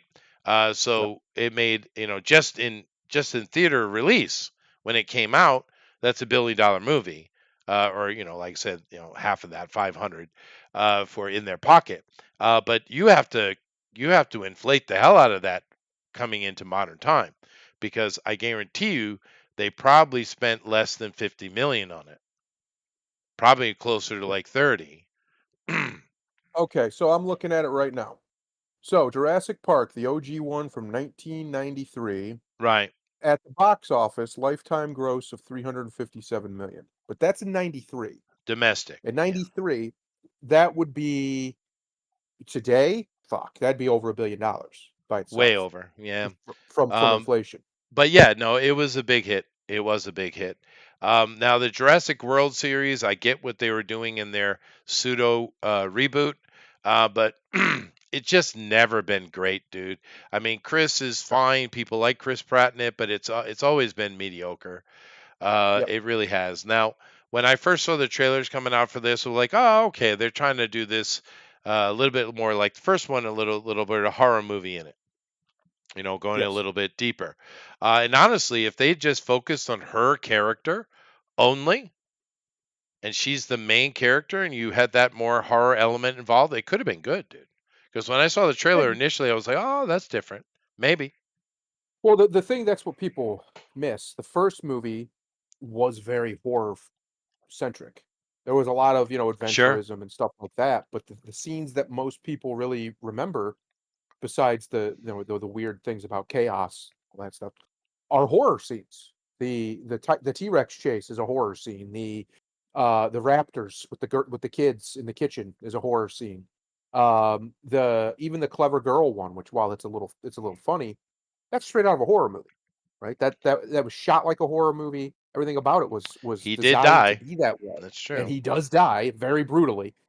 Um, so a lot of that movie is very much a horror movie, and that's one of the reasons it works. One of the things that Spielberg is very, very good at, he always has been, or at least he used to be. I don't know if he could still do it.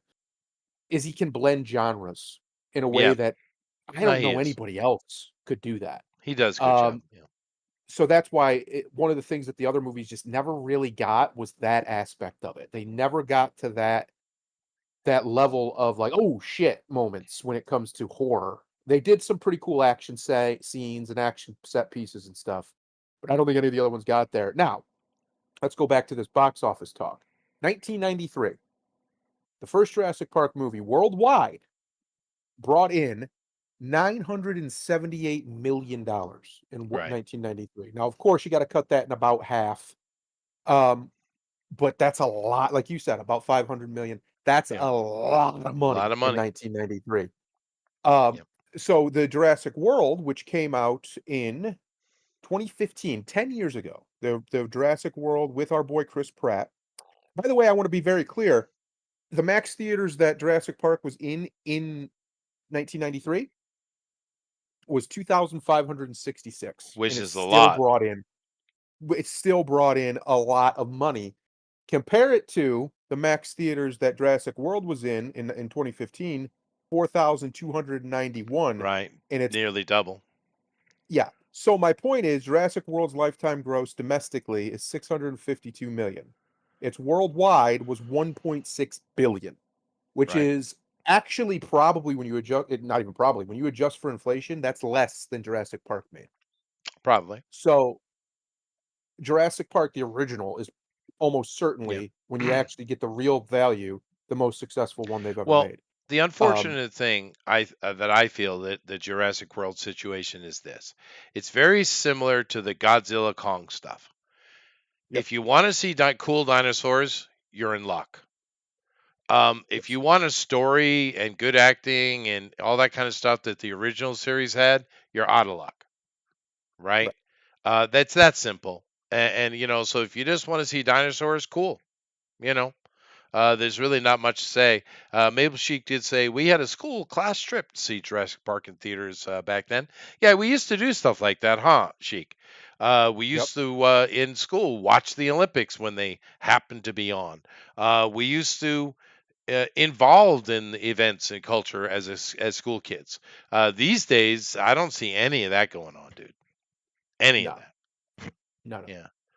No. No. No. No. There's No. no doing that. Mm-mm. No. But anyway, the point is, the first one is probably by every metric the best one, and I mean that both financially and everything. Especially when you consider about there might not be from the '90s a more I would say there isn't a more culturally impactful Oh film than yeah. Jurassic Park. Oh yeah. Jurassic Park was Uh, huge. Yeah. it was the film of the '90s, and that's include. By the way, The Matrix came out in '99, so that's including The Matrix. Uh, so the world movies have never had that. They might make a bunch of money, but they've never had They have that no. They cultural don't. They impact. don't have the same Yeah, feel. Yeah. no, no.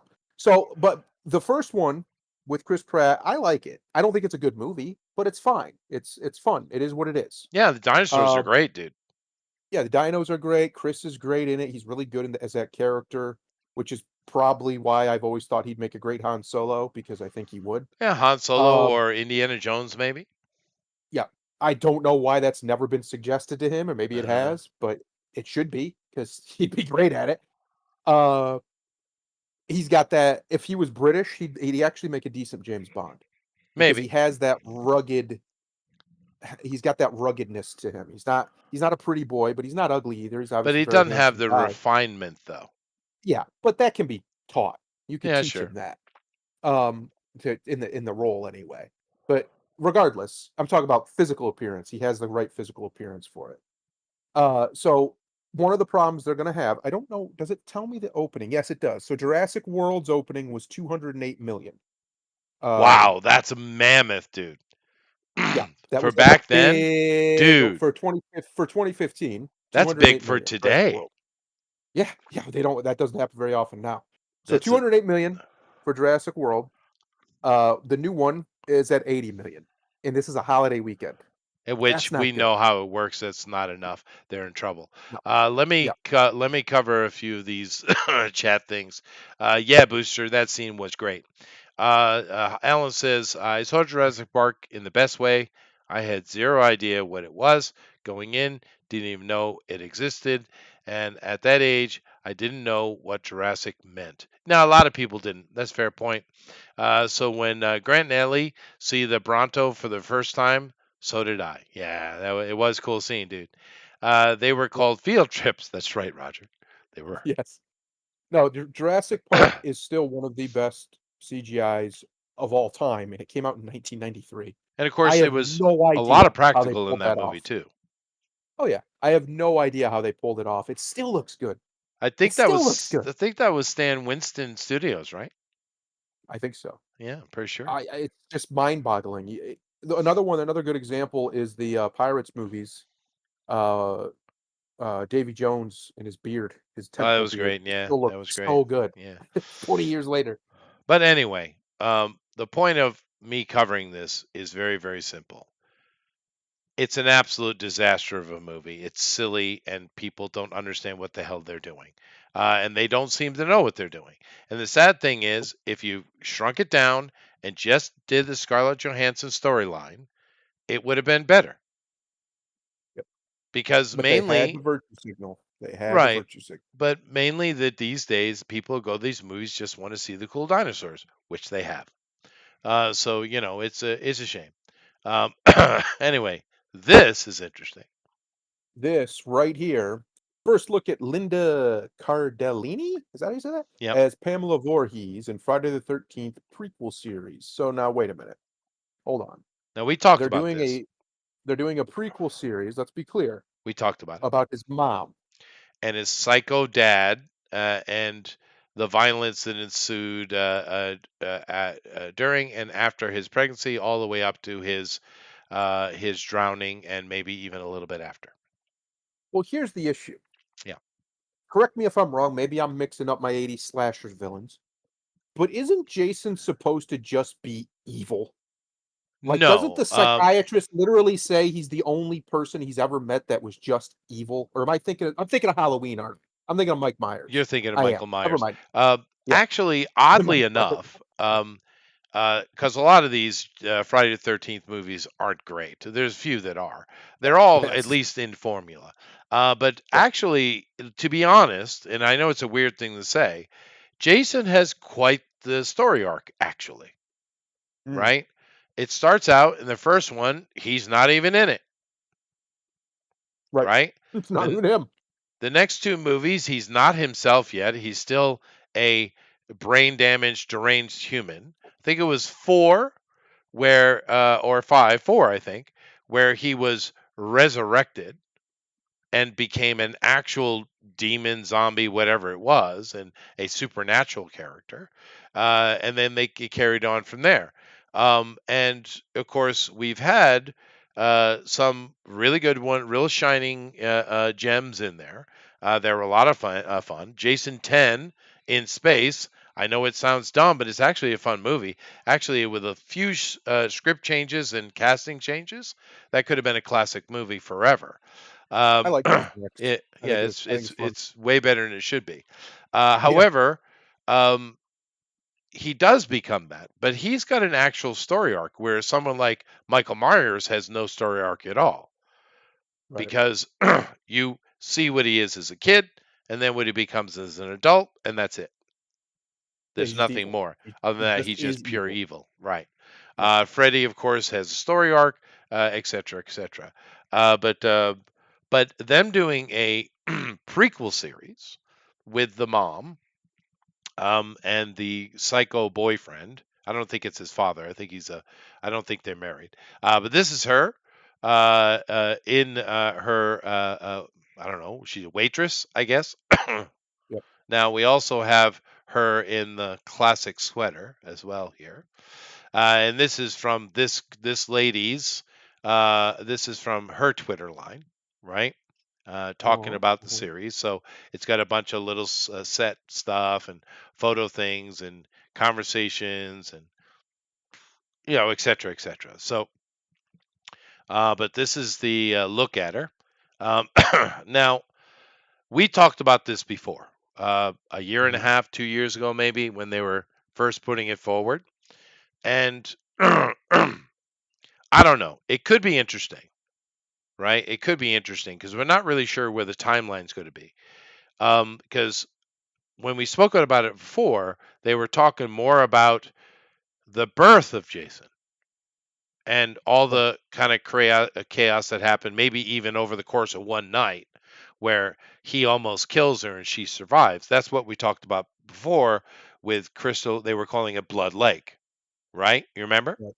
Right? Mhm. Now they're definitely calling it Crystal Lake, which is, you should do that. I know the book was originally Blood Lake, but we call it's Crystal Lake. It is what it is. But now it looks like we're dealing with the possibly during the process of him being drowned, right? Interesting. So once again, Jason isn't really part of the story, not really. Now Yeah. I don't know. It could be good. Could be. It could be good. Hopefully is. Yeah. Hopefully it is. You know. But in what Um. what vein do we do it? Do we do it in, the Friday the 13th feel, which I don't know how you do a series with that, or do we go more Twin Peaks or Fargo, or I mean, what do you do? How seriously do you do it? Is what you're asking me. How Right. Yeah. earnest? Yeah. Um. I think you don't do it. To be honest, if I had my option, I think it's one of those things where less is more. I don't know if we need to see this story. Jason exists and has existed for 40 years now, over 40 years. Uh, it's kind of like one of those things where we don't need to know the Joker's backstory. We all kind of want to know.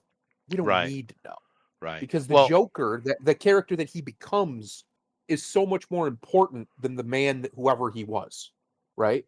So we don't need to see that. It also helps keep him more crazy.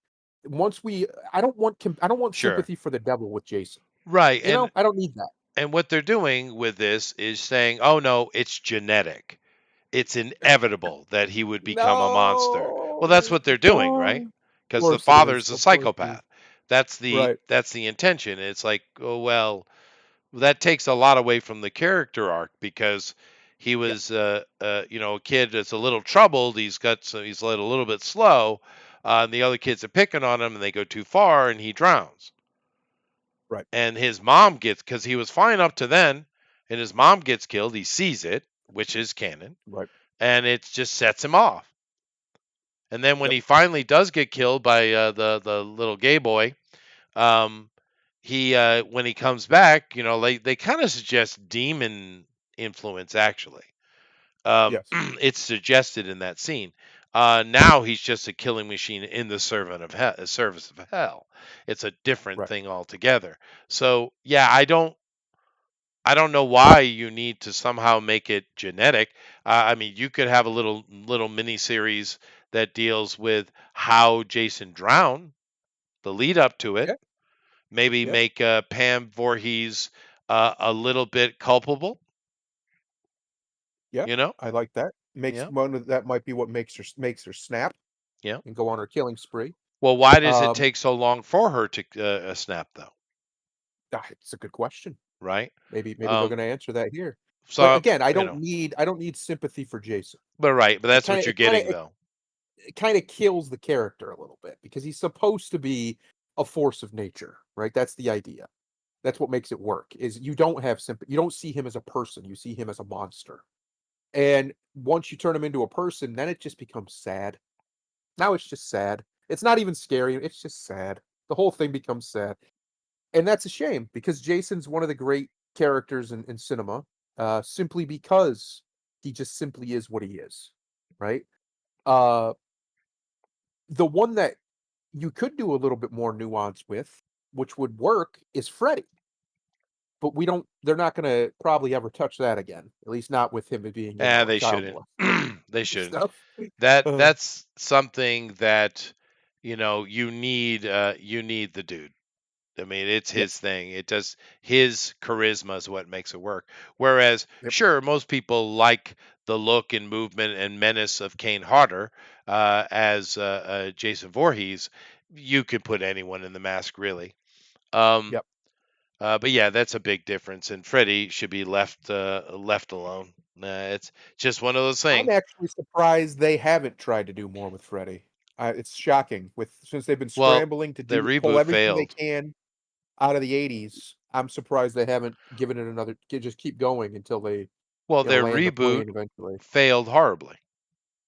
Yeah. That's why. Um, and we're seeing that with a lot of things. We talked about Megan 2.0 last week, right? And Yep. they tried to do the Terminator thing, and they don't understand why it fails because you're not Terminator.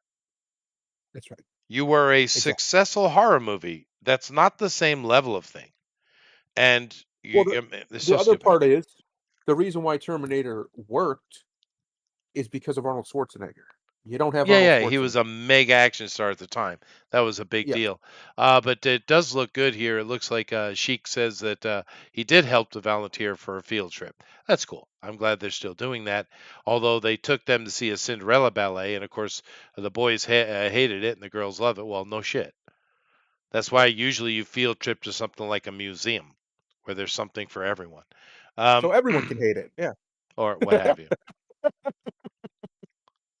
Yeah, no, Not and everyone is like me. I would love to go to a museum, but most kids would not.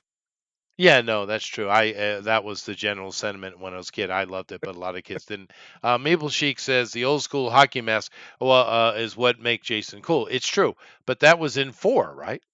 Pretty sure he didn't pick that up until the 4th movie. I thought, and then from, are you sure about that? Let me Let me check. check. I know it certainly wasn't the first 2 or 3. Let me check.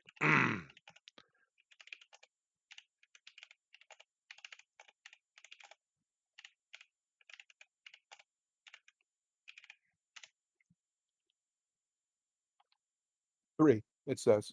3. Part 3. All right, there you I think go. it was closer to the end though. Yeah. Well, I know. I Um, see. I remember he picked it up in the barn. It was just hanging on a wall or sitting on a shelf or something. right. Right. Yep. It was a good choice though, because that bag was stupid. Yes, it was. It was. Anyway, let's move on here. From this, I don't know. It could be cool. It just depends on how they handle it, right? Yes. Oh, this is just going to make your day, sir. Makes my day. Oh boy. The Flash star Ezra Miller making a Hollywood comeback. First of all, let's back up for 2 seconds. To make a comeback, you have to have arrived in the first place. Yeah, I love how they Being call him a forced, star. What was he a star of? yeah, being forced into a bunch of movies that nobody gave a shit about, or if they did give a shit about it, it was not because of you, is not exactly a star. Well, was he a Does not star in make one something a else star. before though that I don't know about? Not to my knowledge. I have no idea where he came from. All I know is I was very glad when he left. Not even just because he's insufferable as a human person, he's not a good actor. He's just not. And he has one note and he can do that note okay, but I don't need to see him. Plus, I'm real damn tired, Chester. I'm real tired of my boy the Flash being not blonde And and being blue-eyed cucked out like hell. Yeah, all the time, constantly a cuck or some form of bitch made bitch, basically. yeah. Uh yeah, no, I want Flash. I don't even care. You know what? Give me Wally West. That's what it takes, if I have to endure Wally to get Flash to be a man again, I will endure it. Please, please, please, somebody, Yeah. somebody make the Flash not a pussy. Can we do that? Can we get that done? That'd be Well, great. let's dig into this. He went to the Cannes Movie Festival, is what happened, and he Okay. showed up like this. Or this is maybe for the last movie saw him in, but like, yeah, that screams masculinity there, buddy. But he didn't want to go, but the lady he's writing a movie with asked him to, and he said, "I'll do anything for her." So he went. He did catch some flack over there because he's a bad dude. That's right. I mean, let's not forget this guy was choking women out. He was getting in fights publicly in bars. He was doing very weird, inappropriate stuff with young girls, as in kidnapping and going cross country with them. Why he's in Yep. jail, I don't know. Right? He is accused of many assaults, burglary, disorderly, all that kind of stuff. But yet he didn't spend any time in jail. Yeah. And yeah, I mean, how about no? How about no? No, we don't need more Ezra Miller. We didn't No, need the amount of Ezra Miller we got to begin with. no, we didn't. Um, I want him to stay far away from everything that I will ever be a part of in any facet. He is a disgusting, reparable human being, and I use that last term very loosely. Um, and we just don't need him. He can just stay gone, go crawl under the rock that you crawled out of, and stay there. It's where you belong, you worm, you filth. He's a disgusting person. Disgusting. Okay. That's it. Bush said he was putting it in a movie called We Need to Talk About Kevin. Okay, I've never seen that. First of Well, all, the guy's name's Kevin. That's the problem one. that's problem one. Uh, But I kind of imagine he must have had some kind of little drama romance thing before that got people catching his attention. I imagine there was something. But all the stuff I've seen him in, he's I don't really care for his portrayal of the Flash at all. Then, of course, on top of it, it's a bad dude. That's a bad dude. You know. yeah, no, he's not a good person. Stay away. Stay away, Mr. Miller. Yeah. You take Jared Leto with you. Both of you can go somewhere. Go to some island and have sex with a bunch of old ugly whores and just leave us alone, please. Well, he Thank you. wouldn't. He wouldn't be doing any of that. No. Well, they can be men. It's fine. I don't care. As long as I don't have to see it. Just go over there. Go over there. Anyway, Go let's on. see how the box office was, shall we? So Miserable. That's how it was. miserable. So Jurassic World, we were talking about Rebirth. 150 worldwide for its opening. Million in the pocket. I'd imagine this is at least $500 million movie or six with all the marketing, everything like that. I saw a lot of it on the TV and on the YouTube, so they were definitely Yep. dumping money into this. Um, so not a great opening weekend. Not the worst though. Yes. Um, Not great. if it has legs, it might make its money back. The problem Yeah. is it's getting so bombed in the reviews from everybody that I don't think it's going to have legs. I think you're looking at probably what it's going to make. So here we have another potential multi-$100 million fail coming out of Hollywood. It's amazing these bombs, hundreds of millions of dollars lost, dude. Yep. And It's yet they keep making so them. ridiculous. Can you check to see how much it cost to make the original Jurassic Park, please? Sure. I sure can. I'm sure we must have those details now. After all, 30 years. $63 million. So double $63 that. million dollars. 120-ish million dollars with marketing and everything. Probably. That's still a very cheap movie today. Like Well, they'd for the already be in the level that it profit. had. They'd already be in the profit Yes. already, right now. Whereas I guarantee you this is around $500 million. Guaranteed. Probably. Yeah, give or take. you know. And they just been screwing up left and right with this series. I remember the last movie that came out because one of my students he gets Hollywood scripts and translate them into Japanese subtitles, right? Right. And I help him with the cultural aspects, the expressions, idioms, dialects, all that kind of stuff that it's hard for him to master. So I Right. see a lot of these big Hollywood scripts before the movie comes out, which is kind of cool. I like that. And work with him on it to understand, well, what's the point being said here and stuff like that. So I do enjoy that. But the last movie was one of the scripts I saw beforehand, and he is a bit of a kind of a left-leaning Japanese guy. He's a little Hmm. bit more of a progressive type. Well, for a Japanese person, and I, he was misinterpreting many of the things. I was like, no, no, no, That's not what they're trying to say. They're trying to say this. And he says, yeah, but that's being very political. And I said, yeah, no shit. Because he Yeah, didn't understand why they would be being political with a dinosaur movie. And I'm like, you're right. But that's what they're doing.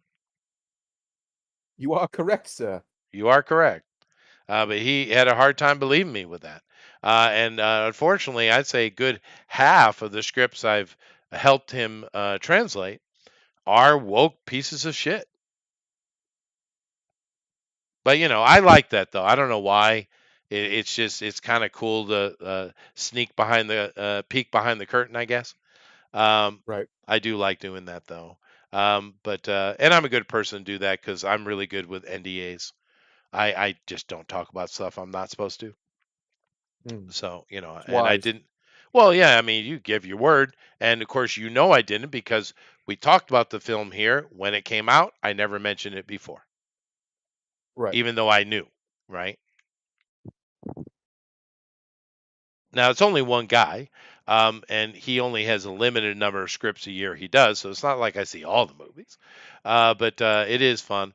Another one I worked on with him was Antebellum, which is Mm. another woke, progressive piece of shit movie.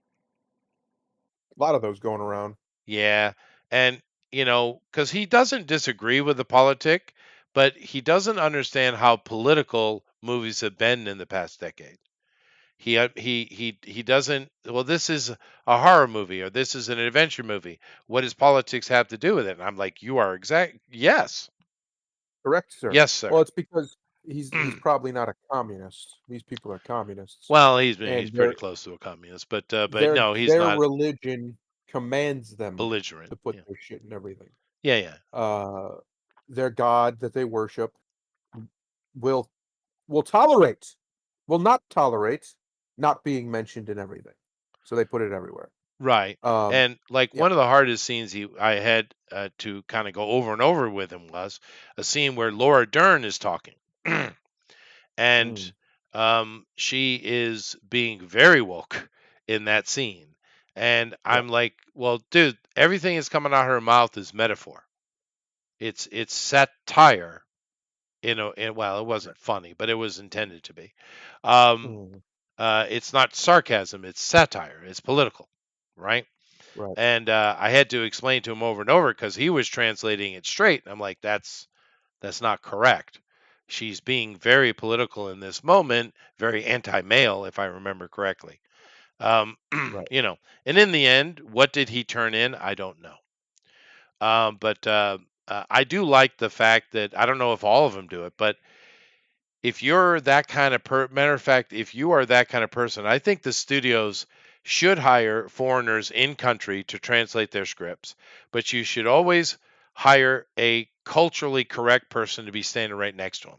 I think the studio should put out the money for both, right? Now the main Right. translator should get more money, but the other person should pay them.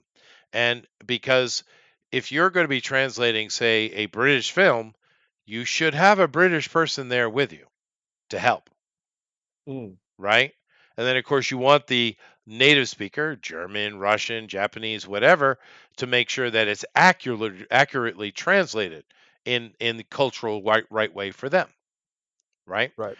And I know that this doesn't happen a lot. Like we're talking about Transformers earlier.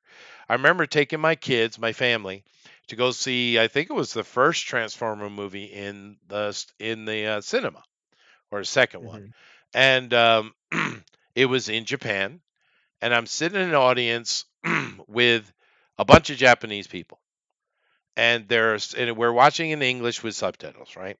Japanese subtitles. Right. And there are many moments that we as a family are laughing because they're funny. The Japanese don't get it at all. And of course, I started paying attention. Well, why aren't they laughing? And I'm looking at the translation, and they translated it literally Mm, because I can do both, right? I can read the Japanese, and it right. was like, wow, wow, that sucks. Yeah. Right. Anyway, waste of money. But hey, at least Scarlett got paid. That's good. That's what we need. We need Scarlet. We need to make sure Scarlet makes more money, Yeah, Chester. yeah, yeah, yeah, Yeah, sure. $150 million. I don't think this is making money yet. No, I don't think so either. It's closer than that other movie, though. I tell you that. But we looked at this movie was about 400 or 500 million. So yeah, it's probably about the same. We were Yeah. talking about that last week. How much money they wasted on this damn movie. Um, Elio, people hate this dude. Have you seen the backlash to this movie? No, I haven't been paying attention. Holy crap. I guess it's really super gay. And I don't mean that in the it's lame, because that's how my generation uses gay. No, it's gay. Very gay. Homosexual guy. And you got some of the creators that are saying, well, we couldn't make it if it wasn't gay. And it's like, are you sure about that? Okay. But this Pixar is getting this is a Pixar film. This is getting huge backlash, dude. And of course, you notice that's less than 50 million. They ain't made no money on this, dude. No, they They're don't. in the hole, and it's been out a couple of Come weeks on. already. Yeah, Pixar's fallen off so hard it's silly. It is sad, dude. It is sad. This Megan movie, once again, we talked about it in length. It's sad what they did with this. Keep in mind, the original movie made like what, 230, $300 million. It did all right. It did It all did right. well because it was a fun little horror movie, dude. Yep. 40 acres. It looks like we didn't get much open this week. Oh, great. Let me see how excited I should be about this. Uh, in a post apocalyptic world with food scarcity, a black family of Canadian farmers, because there's so many of those, descended from American Civil War migrants, defend their homestead against cannibals trying to seize their resources. It's a horror movie, but how much you want to bet this is all about white man bad? Yep. Yeah, Oh yeah, yeah, for sure. yeah, yeah. Particularly in Canada, we know how many black farmers there are. I mean, America certainly had sharecroppers. We did have black farmers for sure. But Canada, yeah, yeah. But anyway, so rock on. Other than that, kill the jockey. This hardly made any money at all. Um, I don't know. It's just some stupid thing. Not many movies this week, though, dude. That's interesting. Only one big one, Jurassic World. That's weird. It's summertime, dude.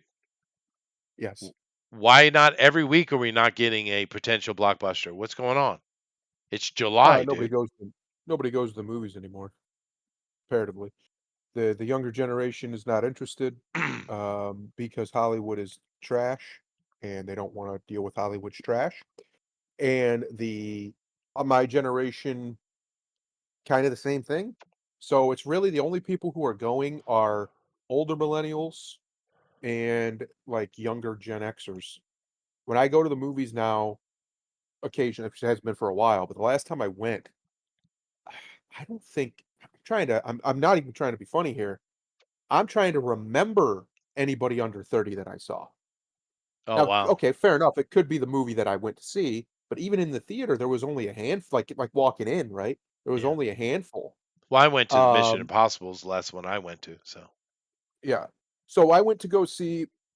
Remember, I told you they do the Dan to Dan, the first 3 episodes they put out in theater. I went to go see that, but there was like no one there. Like not underage, nothing. It was very empty. I mean that not because of what I went to see. There was other movies playing, of course, big theaters. But my point is, people don't go to see the movies. There's all yeah. kinds of articles written about it. There's like the younger generation is just seemingly not interested at all in going to the movies anymore. Uh, Various reasons why, but I just think it's really just the younger generation's not interested in watching this woke Right. garbage. Yeah, maybe. Now, How to Train Your Dragon live action here. This has made $260 million in pocket. So it's getting close to breaking even, I bet. Eh, I don't think this was as expensive as a Disney movie. But No, yeah, so I mean, clearly some people are going to the movies. But yeah, it is hit or miss. But then we'll get a Barbie film. What did that make? 2 billion? right. Right. So I don't know. But that's what I got. That's it. Ladies and gentlemen, boys and girls, children of all ages. That's it. It is. And of course, we try to find little glimmers of happiness here or there. Maybe the Transformers GI Joe crossover animated series would be good today, but of course we do have a lot of nonsense. Last week was more happy because we had a lot of cancellations, and I know that's weird, but that was happy. Uh, this week, I mean, goodness gracious, please don't bring Ezra Miller back, please. Um, No one wants What is Daredevil season what has the 2. world done to you to make you want to make you even want to consider this?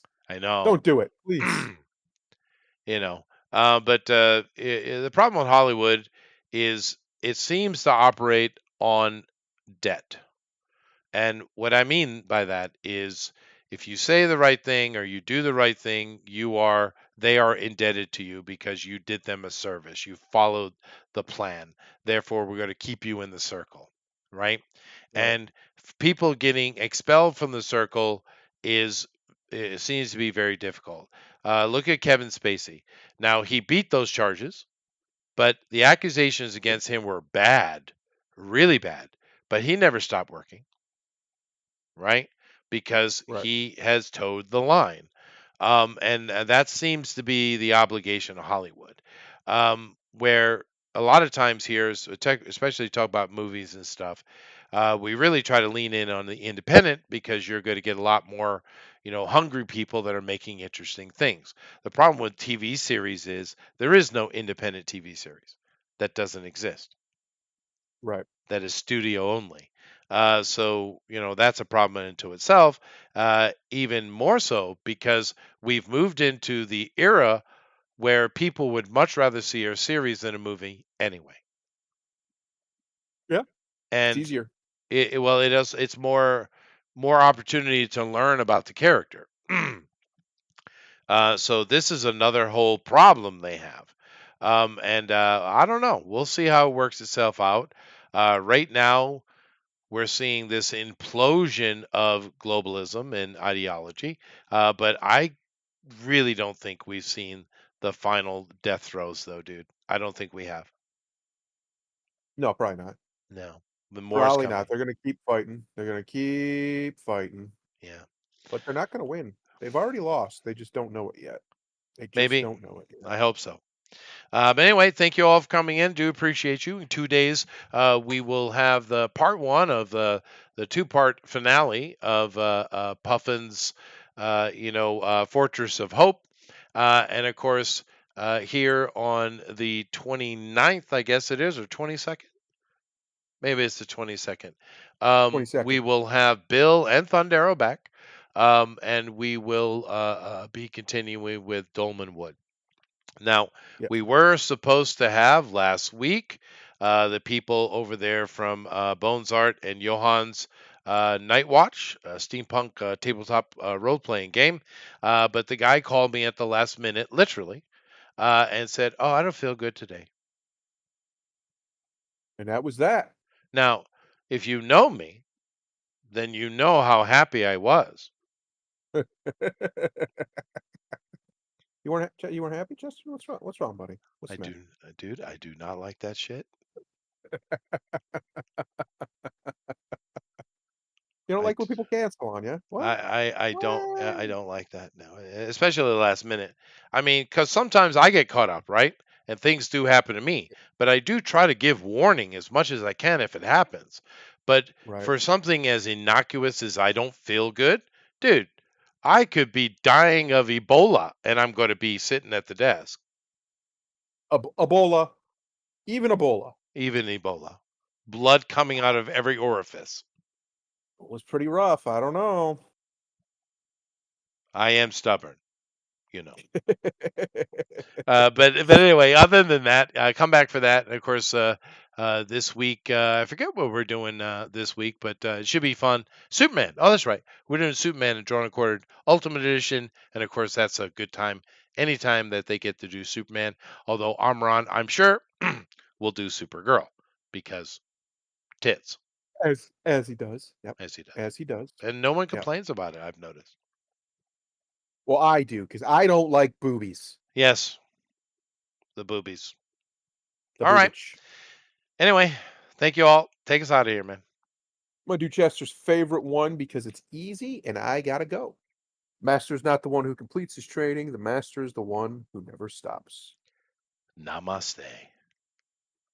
Later, everybody.